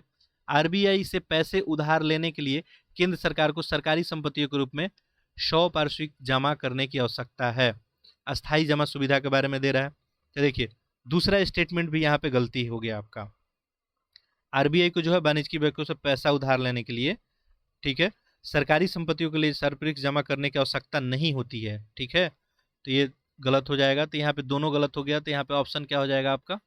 अच्छा, ये आपको वर्ड अगर समझ में नहीं आया, मैं बार बार बोल रहा हूँ, देखिए क्या है, central government deposit collateral form of government asset in order to borrow money from RBI. अब आपको समझ में आ गया होगा। ठीक है, तो आप जब भी प्रॉब्लम हो अंग्रेजी के जो है क्वेश्चन को पढ़ लेंगे, तो यहाँ पे न तो एक न ही 2 हो जाएगा। अगला देखें, भारत में मुद्रा संबंधी नोटों के निर्गमन जो है प्रणाली के बारे में बताना है। ठीक है, प्रिंटिंग ऑफ करेंसी नोट्स, ठीक है, जो प्रिंटिंग होता है इसके बारे में आपको बताना है। देखिए, तो कौन सा हम लोग प्रणाली जो है इस्तेमाल करते हैं ये प्रिंटिंग करने के लिए? स्थिर विनिमय दर प्रणाली, अनुपातिक कोष, न्यूनतम कोष प्रणाली या पूर्ण जो है? तो हम लोग कौन यूज करते हैं? न्यूनतम कोष प्रणाली हम लोग यूज करते हैं। हम लोग मिनिमम रिजर्व सिस्टम यूज करते हैं। भारत में जो है मिनिमम रिजर्व सिस्टम यूज किया जाता है। ठीक है, तो ऑप्शन आपका सी हो जाएगा। क्लियर होगा सभी को? देखिए, मिनिमम रिजर्व सिस्टम के बारे में आप सभी को पता ही होगा। ठीक है, कुछ रिजर्व रखना होगा, फिर आप प्रिंट करेंगे। तो आरबीआई जो है अपने पास क्या करता है, 200 करोड़ का इसको संपत्ति रखना पड़ता है आरबीआई को। ठीक है, इस 200 करोड़ में जो है आपको 115 करोड़ का आपको सोना गोल्ड रखा जाता है, गोल्ड या जो है गोल्ड बुलियन, और 85 करोड़ जो है विदेशी मुद्रा। चलिए आगे बढ़ते हैं। अगला है, उत्तर अमेरिका जो है मुक्त जो है उत्तर अमेरिकी मुक्त व्यापार समझौते में शामिल है। कौन कौन इसमें शामिल है ये पूछा जा रहा है आपको। तो इसमें जो है यूएसए, मैक्सिको और कनाडा जो है इसमें शामिल है। अमेरिका है तो एक अमेरिका तो होगा ही। चलिए आगे देखिए, केंद्रीय बजट 23-24 के अनुसार चालू वित्त वर्ष के लिए अनुमानित राजकोषीय घाटा कितना है? तो ये अनुमानित जो है राजकोषीय घाटा का अनुमान लगाया गया है 5.9%। चलिए अगले क्वेश्चन की ओर बढ़ते हैं। क्वेश्चन नंबर, एकीकृत शिकायत निवारण तंत्र जो है इसके अंतर्गत पुलिस थानों की रैंकिंग में उत्तर प्रदेश के कितने जो है पुलिस थानों को प्रथम स्थान मिला है? ठीक है, यहाँ पे क्या पूछा जा रहा है, how many police station in Uttar Pradesh secured first position in the ranking of police station under जो है इंटीग्रेटेड ग्रेवियंस जो है रेडर्सल सिस्टम। ठीक है, तो यहाँ पे आपका सही उत्तर देखिए क्या हो जाएगा। आप लोग साथ साथ आंसर भी करते रहेंगे। आपका सही उत्तर हो जाएगा 3 जो है पुलिस थाने को जो है इसमें प्रथम स्थान प्राप्त हुआ है। आगे देखिए, अक्टूबर 2022 में निम्नलिखित में से किस शहर में जीआई महोत्सव का जो है आयोजन किया गया था? ठीक है, ये पूछा जा रहा है। तो ये जो है आपको वाराणसी में किया गया था। अगला देखें, दिसंबर 2022 तक कितने असंगठित श्रमिकों का ई श्रम पोर्टल पे पंजीकरण हो चुका है? ठीक है, ई श्रम पे जो है कितने असंगठित श्रमिकों का पंजीकरण हो गया है? तो ये डाटा आपसे पूछा जा रहा है। यहाँ पे 82 करोड़ एक ऑप्शन है, एक जो है 28.5 है, एक आपको 35 है। ठीक है, इसके बाद आपको 68 है। तो ये जो है आपका सही उत्तर हो जाएगा, लगभग 28.5 करोड़ लोग। अगला है, पीएम किसान योजना के तहत किसानों को कितनी आय सहायता दी जाती है? ठीक है, तो ये जो है टोटल 6,000 रुपये दी जाती है। 2-2 हज़ार की जो है 3 किस्त दी जाती है किसानों को। आगे देखें, अच्छा, पीएम किसान योजना जो है ये कब आया था ये भी आप बात ध्यान रखेंगे, कब से जो है चल रहा है। ठीक है, तो ये जो है 2018 से चालू है। आगे देखें, जीडीपी के बारे में आपको बताना है। देखें यहाँ पे क्वेश्चन क्या है, जीडीपी डिफाल्टर डिफाइंड, इसको कैसे डिफाइन किया गया है? ठीक है, ये देखिए यहाँ पहला ऑप्शन है सांकेतिक मूल्यों पे जीडीपी डिवाइड बाई स्थिर मूल्यों पे जीडीपी इंटू 100। तो बिल्कुल यही पहला ही उत्तर आपका सही हो जाएगा। ठीक है, सांकेतिक मूल्य पे जीडीपी डिवाइड कीजिए स्थिर मूल्य पर, उसमें 100 से गुना कर दीजिए, आपका आ जाएगा जीडीपी जो है अवस्थी वित्तकारक आ जाएगा। आगे देखें, अगला है क्वेश्चन नंबर 141, मुख्यमंत्री दुर्घटना बीमा योजना के संदर्भ में बताना है कौन सा सही है जो यूपी में मुख्यमंत्री दुर्घटना बीमा योजना आता है।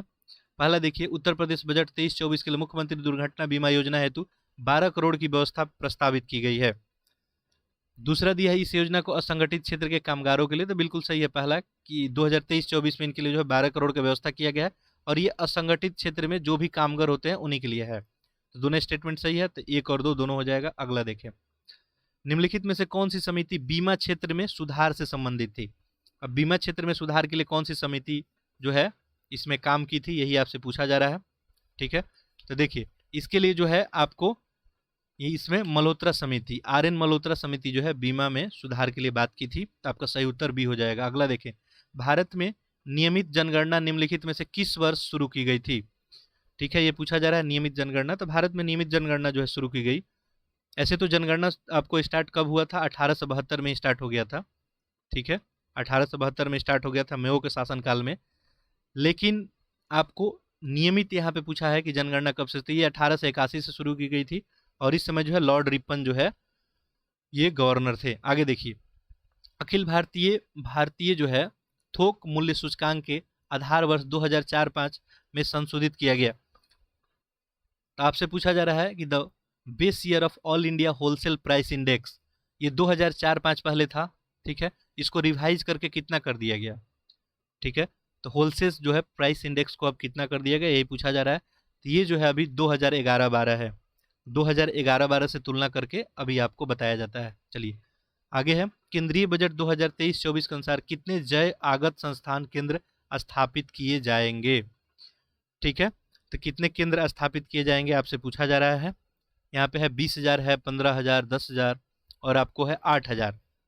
ये जो है आपको 10,000 केंद्र लगाया जाएगा। आगे देखिए, अगला है, भारतीय सड़क कांग्रेस का 21वां अधिवेशन निम्नलिखित में से किस शहर में आयोजित किया गया था, ठीक है। कांग्रेस का, भारतीय सड़क कांग्रेस का 21वां किस में किया गया था, ये पूछा जा रहा है, ठीक है। तो ये किया गया था आपको नागपुर है, यहाँ पे जमशेदपुर है, यहाँ पे अगला क्या है, रायपुर है, ठीक है। तो इसमें उत्तर करेंगे आप लोग। देखिए किसका पूछ रहा है, इंडियन जो है रोड कांग्रेस के बारे में बात हो रहा है। इसका 21वां अधिवेशन जो है कहाँ किया गया था, तो ये किया गया था आपको लखनऊ में। तो लखनऊ तो ऑप्शन में नहीं, हाँ चलिए, उपरोक्त में से कोई नहीं, ठीक है। मैं सोचने लगा कि इसमें लखनऊ उत्तर ढूंढ रहा था। चलिए आगे देखिए, उत्तर प्रदेश के धान क्रय नीति के बारे में बताना है। जो धान की क्रय नीति है, धान खरीदने की, उसी के बारे में कौन सा सही है। पहला देखिए, इस नीति के तहत सामान्य ग्रेड के धान का न्यूनतम मूल्य जो है 2,040 रुपये प्रति क्विंटल निर्धारित किया गया है। किसानों को बायोमेट्रिक प्रमाणीकरण से धान की खरीदारी की जाएगी। तो पहला भी सही है, दूसरा भी सही है, 2,040 रुपया निर्धारित किया गया है और बायोमेट्रिकरण प्रमाणीकरण से जो है धान खरीदा जाएगा। तो 1 और 2 हो जाएगा, बी ऑप्शन सही हो जाएगा। अगला देखें, निम्नलिखित में से किस मंत्रालय ने उद्योगों के वार्षिक सर्वेक्षण 2019-20 का आयोजन किया, किस मंत्रालय के द्वारा आयोजन किया गया आपसे पूछा जा रहा है। तो सांख्यिकी और जो है कार्यक्रम कार्यान्वयन मंत्रालय द्वारा किया गया था, ऑप्शन सी हो जाएगा। अगला देखें, एक तरफ संस्थान है, एक तरफ उनका स्थापना है, आपसे पूछा जा रहा है कि इसमें बताइए, सही सुमेलित करना है, ठीक है, सही सुमेलित करना है। यहाँ पर नीचे आपको उत्तर चुनना है, ठीक है। तो देखिए एक तरफ क्या है, आपको संस्थान है, ठीक है। क्वेश्चन नंबर कितना है, 149, ठीक है। तो एक तरफ आपको संस्थान है और एक तरफ जो है उनका ईयर है। पहला देखिए क्या है, नेशनल स्टॉक एक्सचेंज। तो ये जो है कब स्थापित हुआ था, नेशनल स्टॉक एक्सचेंज, तो ये जो स्थापित हुआ था आपका 1992 में। तो इसका हो जाएगा ए का 3। दूसरा है इंटरनेक्टेड जो है स्टॉक एक्सचेंज ऑफ इंडिया, ये कब स्थापित हुआ था, ये 1998 में हुआ था। तो इसका हो जाएगा बी का 4। बॉम्बे स्टॉक एक्सचेंज का स्थापना कब हुआ था, 2002 में, तो 1 हो जाएगा। और इंडियन इंटरनेशनल एक्सचेंज, इसका स्थापना हुआ था 2017 में, तो ये 2 हो जाएगा। 3, 4, 1, 2, तो ऑप्शन आपका ए सही हो जाएगा। अगला देखिए, 12वीं पंचवर्षीय योजना का विषय क्या था आपसे पूछा जा रहा है, ठीक है। तो इसका विषय था आपको तीव्र, अधिक, समावेशी और सतत विकास, यही इसका विषय था। पहला ही ऑप्शन उत्तर आपका होगा। और 12वीं पंचवर्षीय योजना कब था, 2012 से लेके आपको 17 तक था। और इसके बाद भारत में पंचवर्षीय योजना है नहीं, ये भारत का जो है अंतिम पंचवर्षीय योजना था, ठीक है। तो इस तरह से हम लोग 150 क्वेश्चन फिनिश किए और इसमें आपको बहुत कुछ सीखने को मिलेगा। तो लेक्चर को जो है जो भी पढ़ने वाले बच्चे हैं उनमें ज़रूर आप शेयर करें। देखिए आपका भी कुछ कर्तव्य दायित्व तो होता है कि आप जो है जो भी पढ़ने वाले बच्चे हैं उन पे जो है लेक्चर पहुंचाएं और चैनल को जो है सब्सक्राइब जरूर कर लें। तो चलिए हम लोग फिर नेक्स्ट लेक्चर में मिलते हैं, तब तक के लिए आप सभी का बहुत बहुत धन्यवाद।